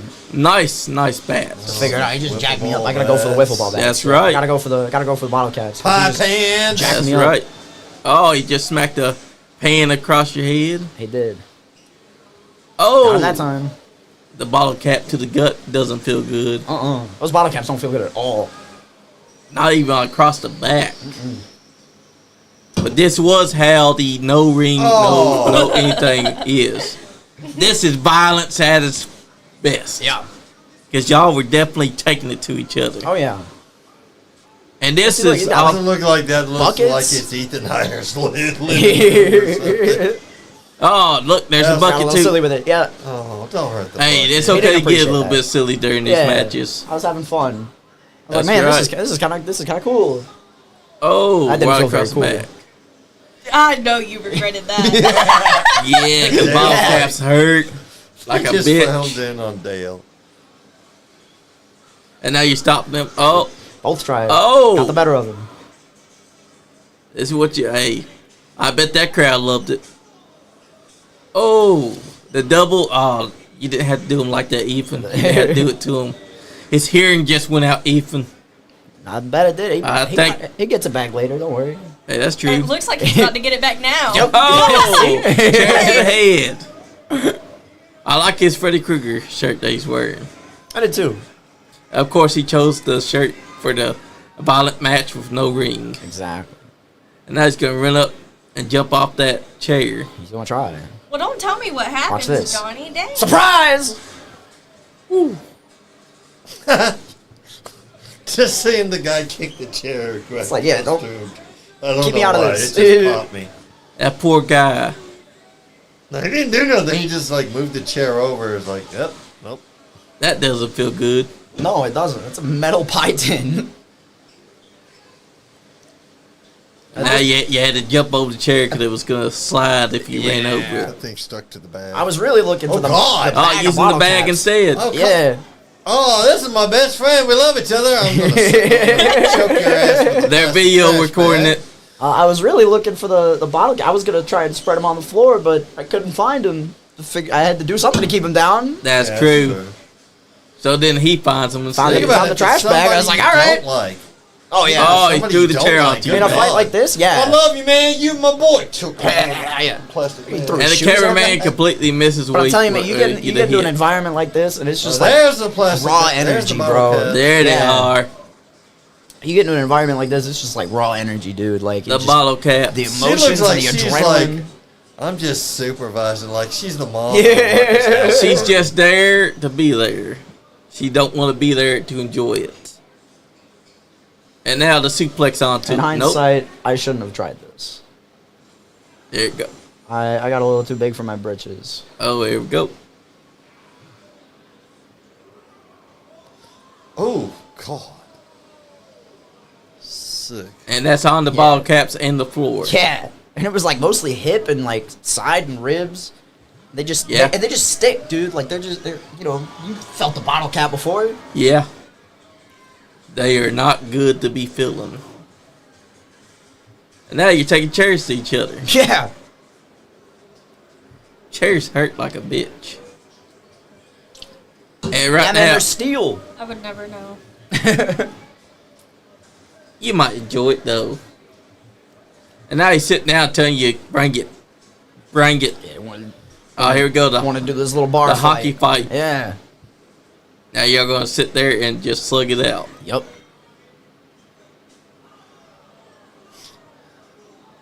Beating the piss out of each other is what y'all doing. Yeah. That girl behind you is Slugging. enjoying it. Yeah. That would be me. And now now you knocked him out of the chair. Yep. Oh, he came back with got the me kick. Right I love violence unless it's someone that I like getting hurt. back.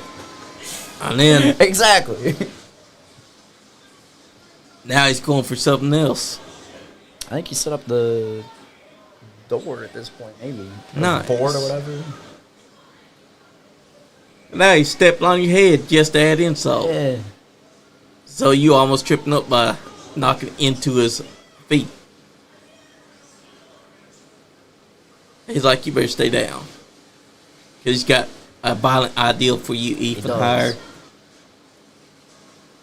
Did you think that he was going to set this up and plant you through it? I didn't, and then when I saw him set it up, I thought, all right, well maybe I can turn it around. Maybe I got That's a chance right. here. You know, this could be my chance to put him away if I can turn it around on him. Especially So I because backfisted him with his own Yep. shoe.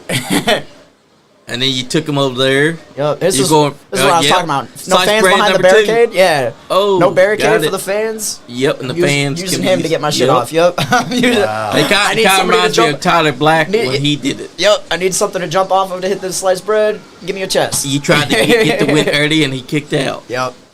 He saw what Yeah, you he's tried tough, to do. man. He's tough. I've beaten guys with that in a ring, and he kicked out of that on a concrete floor. That's Yeah, Jacob's especially. tough. Jacob's tough.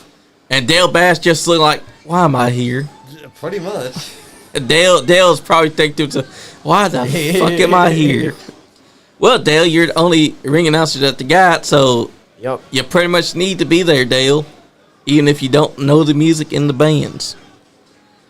And now you're in a bad position, Ethan. Yep.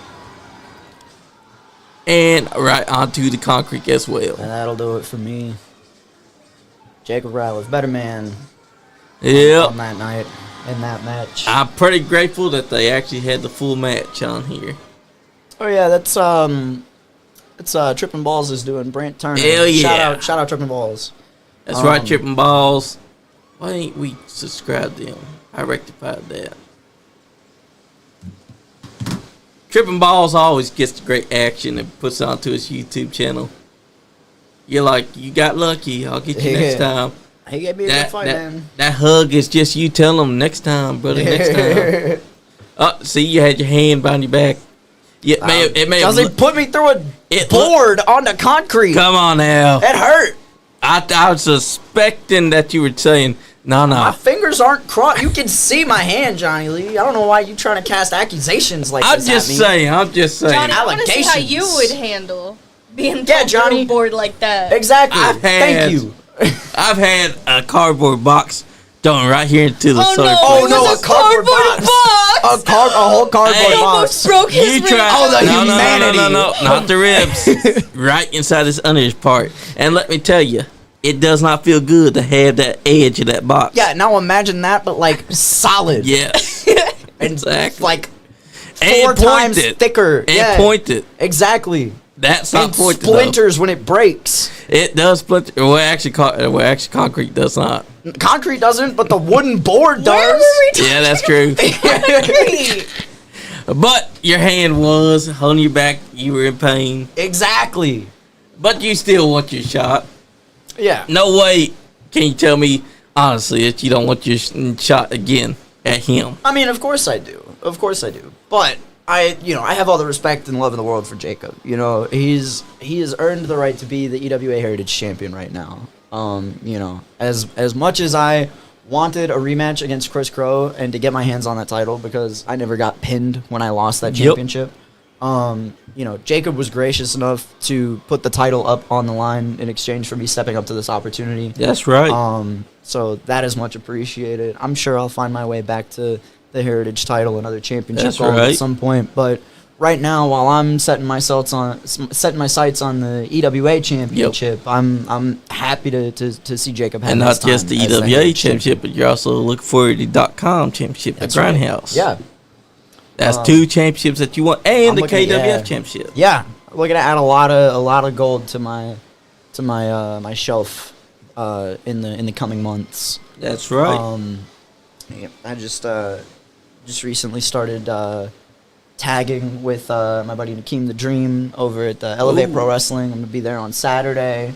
Nice. I believe there's word of tag team championships being introduced at some point, so we're trying to start off hot with a dub to try and stake our claim for It sounds like we an got opportunity for those. Sounds like we got a tag team for the next tag team tournament. Yeah, man. I've got me, Gigi Jacobs have been tagging recently. We were supposed to tag at Fantastic League of Wrestling this past weekend. Gigi had prior obligations, wasn't able to make it, but we did tag up in Michigan recently for New Edge Pro Wrestling. Got a win in that match with my scum dog Dallas Edwards Hell in our yeah. corner. Who you've dipping his also toes into wrestled the managing. before. Yeah, Dallas. People don't know Dallas can wrestle, bro. Dallas is a good wrestler. He's a fantastic referee. He's a good little wrestler too. I remember that last year you and him was having a wrestling match against each other. Yep, on the fair shows. And that Mr. Gold fellow that we were watching me wrestle earlier looked suspiciously similar in build and facial structure to Dallas Edwards as well. I'm not trying to cast any allegations or anything. I'm just saying they You look think that similar. your scum dog would really do doppelgangers that and stuff to like you? that. I don't know, man. Fair season. I mean, Look, there's a mask. I did owe him $9 for a funnel cake from the week before. So, I mean, I don't know. Like, Maybe But it's all good. maybe he bought a gold mask and decided, you know what, I will get sell mine this. one Yeah. way or another. exactly. But I don't think that owing him $9 means that he should get a mask and I come in don't and know. I fight would you. fight someone over $9. Yeah, that's what I'm saying, man. You don't know what gas costs on some of these scumdog road That's trips, true. brother. You know, every dollar counts. What about Larkin Shell's knife? Larkin's knife. Yes. Oh man, dude. So I felt the knife firsthand at Pro Wrestling Epic. That was a heck of a week for me. So I wrestled Hornswoggle. The day after that, I wrestled Herzog, who was my partner against Hornswoggle. And then the day after that, I wrestled Larkin. Ooh. So yeah, that was an interesting match to say the least. Larkin, one of my best friends in the world, and we've trained together for years and all that stuff. So it was fun to finally get to share the ring with her in like a real live match capacity. That was a match that we had both been wanting for a while. But that being said, I'm telling you, bro, you might not be able to see that knife, but you feel it. I don't know if she's just that strong or if like mind over matter is like that serious that like because she thinks it's there, it's doing that kind of damage, or maybe it really is that like she's had me convinced a couple of times that that's actually a knife, and feeling it go into my stomach and my sternum and my groin at Pro Wrestling Epic, it felt pretty real, bro. It felt like a real knife. And don't forget, she was before that she was looking for it because of Fraser slaying them. Well, so she lost the one, still missing, but oh man, luckily, Larkin's been able to make some good friends at OVW, and one of those friends was kind enough to gift her a new knife. But the search is still on for knife number 1. There's a small collection now, but nice. We still got to figure out what Freya did with that first one. I have no idea yet. But the second one seems to be just as effective because I'm telling you, dude, it did me in at PWE. She got me. And I bet that did not feel good off of that knife. Bit. No, it didn't. Would you let her stab you again if she had the chance? Dude, she almost killed me the last time. I don't know, man. Don't get me wrong. I loved wrestling Larkin. Best friend. Lots of fun. But getting stabbed, even if the knife is imaginary, even just the emotional shock to the system, and maybe that's what it's all about. I know the whole hurt people. She got one up on us. But yeah, dude, it's a shock when you think you've been stabbed. I don't know, man. I don't know if anybody can really handle that. Especially when it's a sharp blade, which it is. Yeah. So getting stabbed, I would try my best not to. Especially when you're wrestling her. I'm sure, but I'm sure I've come pretty close to getting myself stabbed on plenty of occasions. It's just you never know with her, Exactly, because you never know when she's going to pull it out because you can't see it. Exactly. She's smart because you can't see it. So when she pulls out to stab you, you better have your eyes peeled because you never know when her hand's going to just do this number right here. Exactly. It's just wild because Freya Slayer was saying that there's nothing there. I mean... Then explain how she was able to stab herself by accident and was in pain for weeks on weeks. Oh, yeah, dude. I saw the bandages and everything. Exactly. So how is it not real, She was Freya? feeling rough. Exactly. But I don't know. Maybe it's... I don't know. I mean, they're trying to tell us and gaslight us into the thing that's mind over matter. Maybe it's a real knife and we're just acting like we can't see it. Maybe it is. I know Larkin's emotions are very real to her.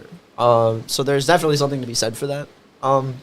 But I think there's also something to be said now that I've experienced it firsthand for the fact that she definitely forces you to feel her emotions when you're in the ring, and that goes all the way to the knife. You feel that. And plus, too. therapist Larkin and Miss Larkin, Danielle, and you never know which Larkin you're going to get. Yeah. Because it could switch up at any moment. Yeah. But yeah, that's just something that is great. And I have seen the pictures of Herzog versus you. Yeah. Like him picking you up and tossing you around.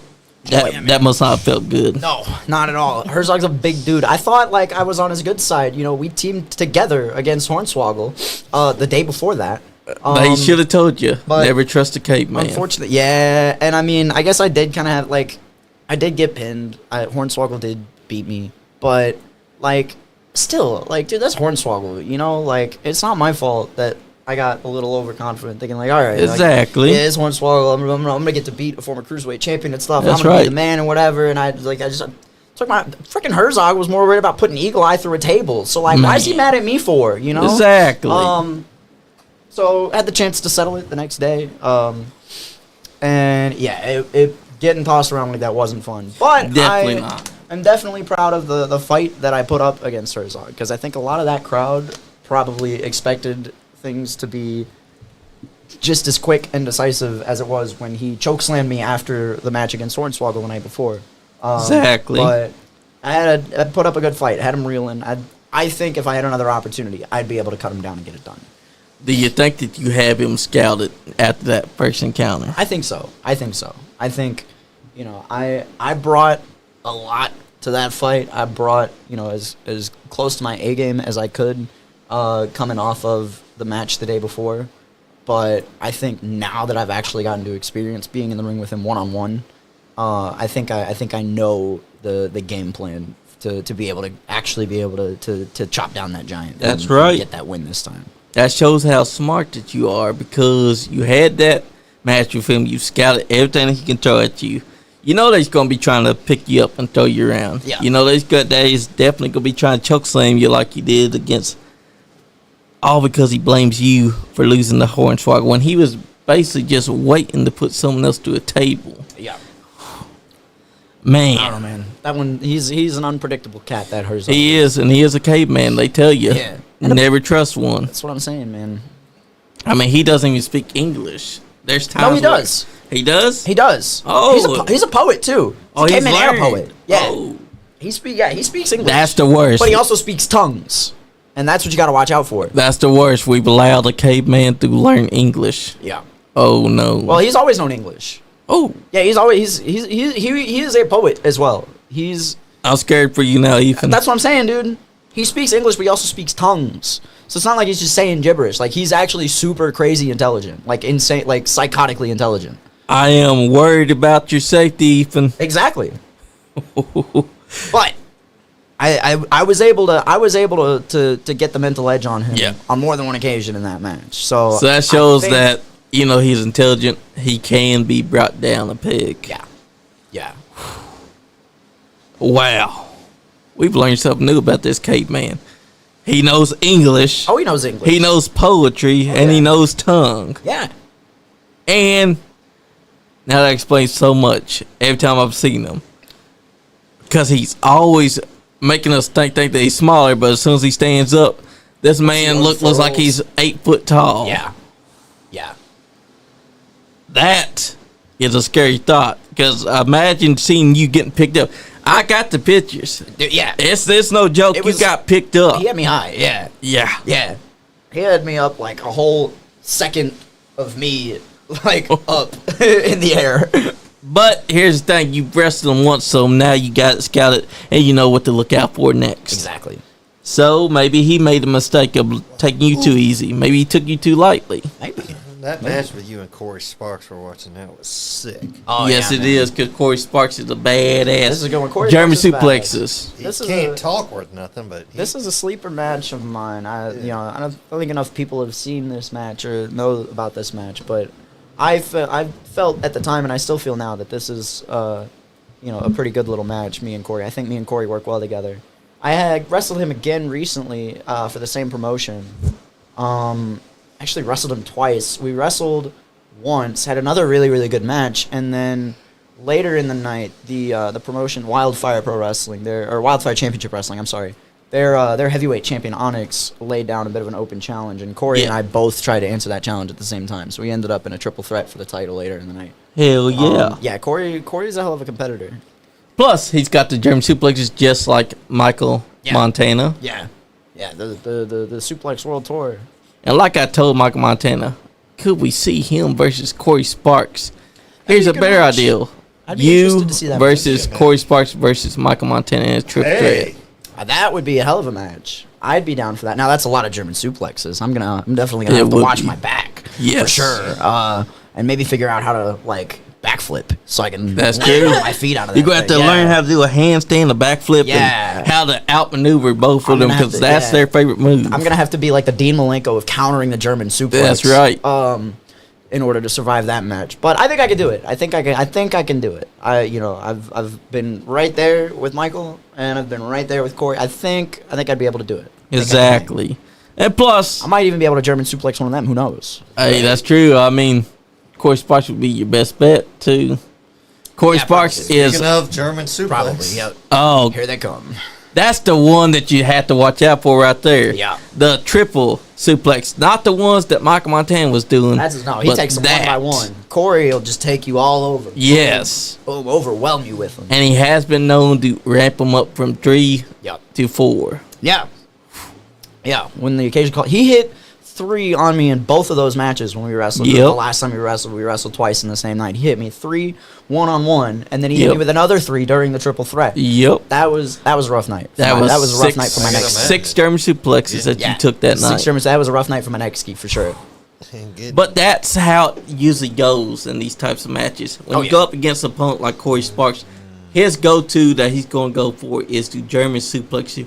But if you add Michael Montana to that mix, then you got 2 people that want to German suplex you. Yeah. You're going to have to learn how to German suplex. Exactly. That way, they don't know that you're going to hit it. Exactly. That's right. If I can German suplex both of them at the same time, turn it into a Guaranteed quadruple German suplex party. Guaranteed dub for me. If I can German suplex both of them at the same time. That's right. That's big time, baby. Yeah. Because you're a 7-footer and they're not. Exactly. And that's usually how this match here was playing out. Because he was doing German suplexes. Yep. He's over here taunting. He's miscalculating you. He's not taking you serious. Yeah. Well, the match has ended by now. He's celebrating. But I was still new at this point. He got the win. He did. He caught me with the spear, but I was still new at this point. This was my first match ever at Wildfire. Ramo says, Mr. Larger Than Life, Ethan Heyre. That's me, baby. And That's this was right. also like... So this was 6 early months. in his career. Yeah. This was like 2 or 3 months after I first started having matches. This was 2024. 2024? Okay, so maybe not as early, but still, yeah, this was like a year in to having matches and stuff. You got screwed over by Corey Sparks there. Because you were putting up a good match. Corey got the better spark. Corey got the better of me in that one, but this is what it is. Hey, that's me. Yep, because you're going up against... getting hit in the face. Love that. And you're going up against Damian Chambers. This was when Oh, yeah. the Ring Generals Championship was your most sought-after championship. Yup. This looks like our second match, too. So we wrestled each other once. Yeah, this is the second one. So we wrestled each other once, one-on-one, at the Christmas show. ZDP tried to get involved in that. Backfired on him, but also backfired on me because it gave an opening for Damian to get the better of me. And then we had a triple threat match the following show at the Rumble. Me, Zach, and Damian Chambers.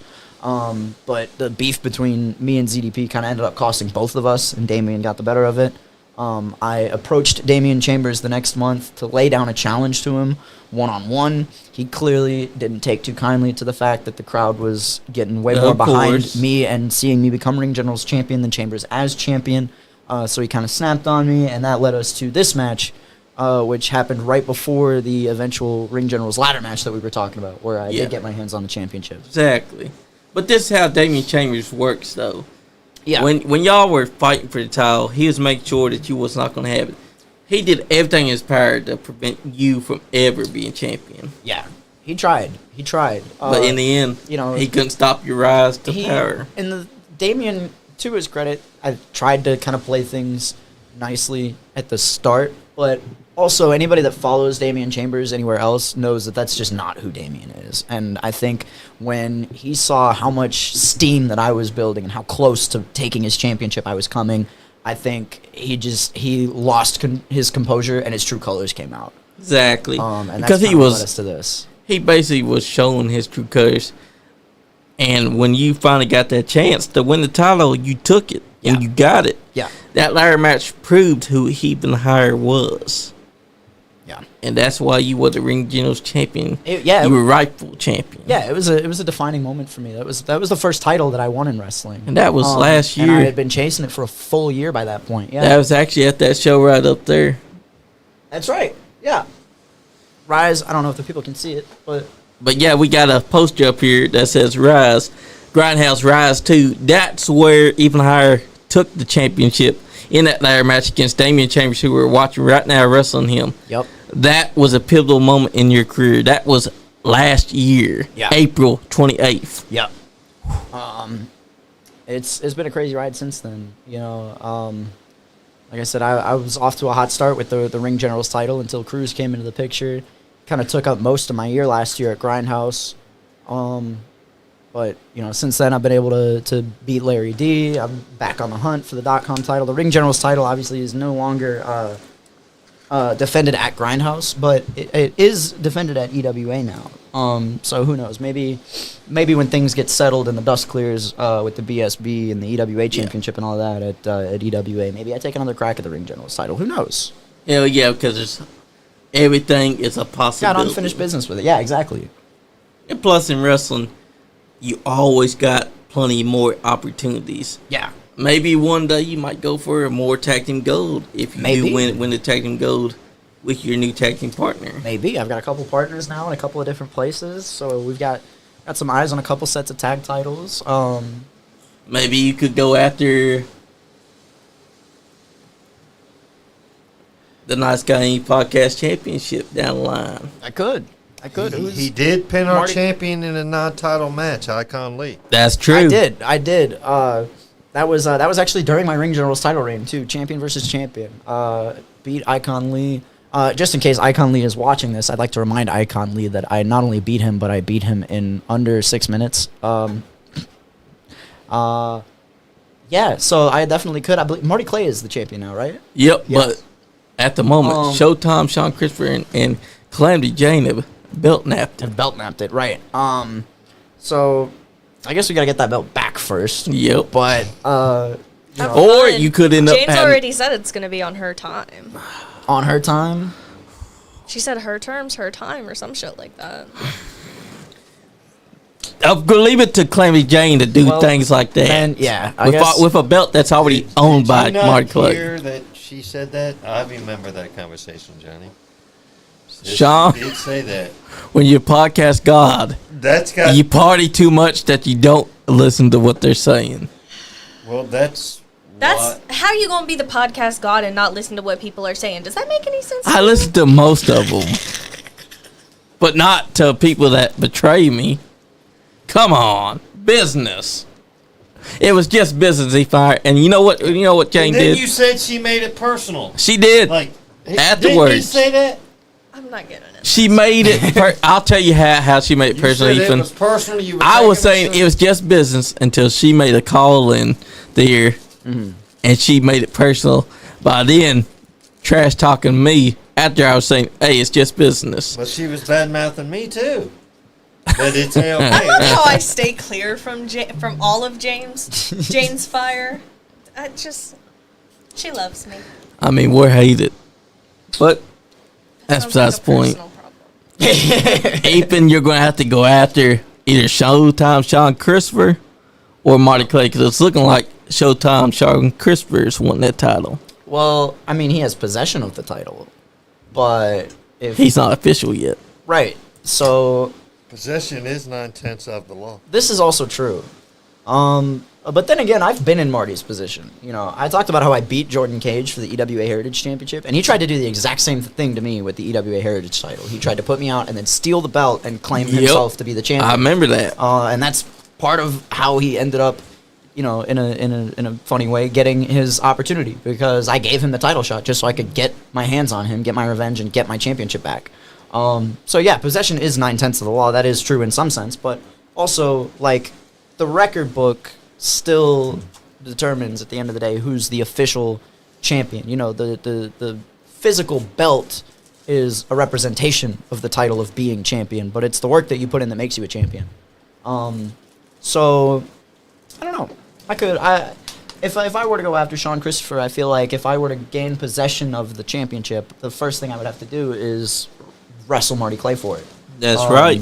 You know, to give him a fair shot at getting his property back. And Technically, then- you're owed a number one contenders spot because Technically. you did beat the champion. Technically, I did beat the champion. You know, it may have been a while ago, but he managed to duck out of ever defending it against me after I beat him in that match. You know, I had my own title that I was defending and other championship aspirations at the same time. I had a lot on my plate.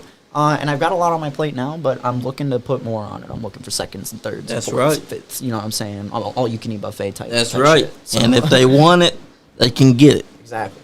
Because, right, it be Mark Clay or it be Showtime Sean Christopher or whoever, you still owe the championship match because you beat our champion in a champion versus champion match, which was non-title, by the way. Right. But you're still owed that match because you earned the right. Exactly. I won against the champion. That puts me in top contendership. You know, I've been kind of sitting on it for a while because I had a lot going on at EWA, and Icon was not trying to have any part of losing to me again. You know how Icon is, but Icon does run. He does. He runs quite frequently. I hear that's kind of all he does these days. But yeah, so I definitely think once this gets all settled, unless you're trying to work something out to send me after the belt or something. But I mean, that could be a possibility. You know, if you're trying to recruit me to be the guy that regains possession for you, then we can have that business discussion. But otherwise, as soon as Marty Clay gets possession of it, or as soon as Sean Christopher is willing to put the title, I say with air quotes, on the line. That's right. Anything is possible in the realm of professional wrestling. Exactly. Even that. And with that, I think that we also need to talk about what do you aspire in the future from here? Not just championships. What is your goal going forward? Well, my goal is I'm always aiming for new heights. You know, I'm always reaching higher. That's not just a catchphrase. That's something I genuinely aspire for. I've had the opportunity to work with a lot of high-level names recently. I've had the opportunity to work for some high-profile promotions. You know, I've had a couple of matches in AAW in Chicago in the past. I got to work Juggalo Championship Wrestling this past week. So I think my goal is to just get to more of those high-profile scenarios, because I feel like I've shown frequently recently that I can thrive in those high-profile scenarios, those high stakes and those those high-profile promotions with the big numbers of eyes on them, and the high-profile matches against guys that have bitten to the heights that I'm trying to reach in this business. I feel like I've proven recently that I can hang at that level. I feel like I've proven that I'm ready to take that next step and elevate to that next level. Exactly. So, that's definitely, I think, my goal is to just to get more eyes on myself, get myself out there to some of these promotions where people can really see what I'm all about on another level, and really elevate my career to a higher level than I've already been at. And that's a good goal to have because, brother, you've been going places. You've been going higher. You've had profile matches with Larry D, of all people. And that is a big feat. Yeah. So I'm just trying to keep the momentum rolling, trying to get as many more of those opportunities as I can to show how much I can shine on that level and show how high I can take it in this business. Exactly. And that's the way you got to think inside the wrestling business. You can't just be humble and stay in that middle lane. Exactly. You got to keep on pushing forward so that you can reach higher heights. Exactly. Which is what you've been doing. Your mission is larger than life. Big time. Exactly. Always reaching higher. And with that, we've come close to 2 hours. Close to the end, huh? Yep. Who would like to say goodbyes first? Young lady, I never go first. it won't hurt you. You can just go first to get it out the way. No. This one flew, I will say. It does. This one flew by. But here's the thing. It flies by when you're having fun. Exactly. And good That's right, conversation. baby. Go ahead. Thank you for coming. Thank you guys for having me. It was a blast. Thank you everyone for tuning in and commenting and all of that stuff. Good night, people. That's right. Sean Jahns. What if I wanted to go last? But okay, fine. I wanted to go last, like I normally do. But Yeah. guess who didn't let me have that? Y'all saving the Did main you event die? for last night, baby. Exactly. Y'all saving the main event for last That's night. right. We're baby. gonna let you. That's go. how it goes. Main event That's goes how on it last. Let's go. Okay. I'm second match, so Yep. I think Ethan, always a pleasure, brother. Seeing you. By the way, Always I a am pleasure. Sean to be here. Jahns. It is Sean Jahns. Not Chris Not Blade. Chris Blade. Just so you don't get that mixed up. Johnny, you ran it down the coast. All right. I must say, your new outfit that came in the mail today, snazzy. Thank you. I was just trying something out, something new. Okay, there we go. Giving Keep it Bret for Hart shows, vibes. but for the most part, that's awesome. The shirt. Emili, always a pleasure that you get to sit next to dear old dad. Yeah, right. You don't get no more Pepsi. Okay. It's hyped up. Everybody out there, stay nice. Thank you so Ethan much, Heyre. Nice Guy Indie Podcast, for having me back. It's always a pleasure, always a great time. Nice to meet you, Emili. You were not here the last time that I was here, so it was such a pleasure to sit and talk with you. And That's what I thought. yeah, thanks for having me. Make sure to catch Grindhouse Pro Wrestling if you're in the area on Sunday the 28th. 27th or 28th? Yep, the 28th. 28th. Sunday the 28th. Where I don't know how exactly I'm going to do it yet, but I'm going to make sure that I get my one-on-one WeAreGrindhouse.com championship match with Too Smooth Eli Cruz so that I can take that title even higher. You can catch me at Elevate Pro Wrestling in Oliver Springs, Tennessee the day before, teaming with my boy Nakeem the Dream. You can also catch me on all of my social medias, Instagram at InstaHeyre, that's Heyre. Twitter at HeyreMan, same spelling, that's my name, don't wear it out. TikTok at HeyreTalk, YouTube.com/HeyreTube. You can find some of my matches and stuff all organized into a nice little playlist. If I did not post them and somebody else did, they are organized into a playlist. I have posted a couple of myself. I intend to start posting some more on those. I need to get that YouTube going. Yep. How you gonna tell people to not wear your name out and then continue to say it 6 times? Well, I just mean, She was just known to call I just people mean, out I'm like not gonna that. spell it out every Hey, she's time. blunt. You know, I'm spelling it once, and if you didn't catch it, learn to spell. Because too many times I get people spelling my name wrong, and I get it. It's a funky one, but it's important. Yep. If you're gonna be seeing it on all the marquees in the near future, you gotta know how it's spelled. So I can that be you know who blamed you're coming to for- see, because you know when you see Mr. Larger Than Life, it's gonna be big time, and you know there's never anywhere else to go from here but higher. That's right. Guys, I just want to thank you to everyone that's been commenting tonight. Drew Dillinger, you're the man. I want to thank you to everyone Love that's you, been Bubba. watching. Chris Crow, why you guys say all that bait and things Crow, to hate you, Bubba. even higher like that? Also, guys, make sure that you show support for Even Higher. Make sure you show support for Grindhouse Pro Wrestling, Nice Game Podcast, EWA, Elite Wrestling Alliance, Kentucky Wrestling Federation, KWF, AMW, Appalachian Mountain Wrestling, which has also got the Country Gentleman. And also, guys, make sure that you follow us, because we're going to be bringing you the action. We're going to bring you the money. We're going to bring you the expertise, because tonight was all about getting this man's name out there for you to rise higher. That's right. And if you're not having fun, You ain't getting none. damn, Skippy. Nice Guy Yeet, Andy Podcast.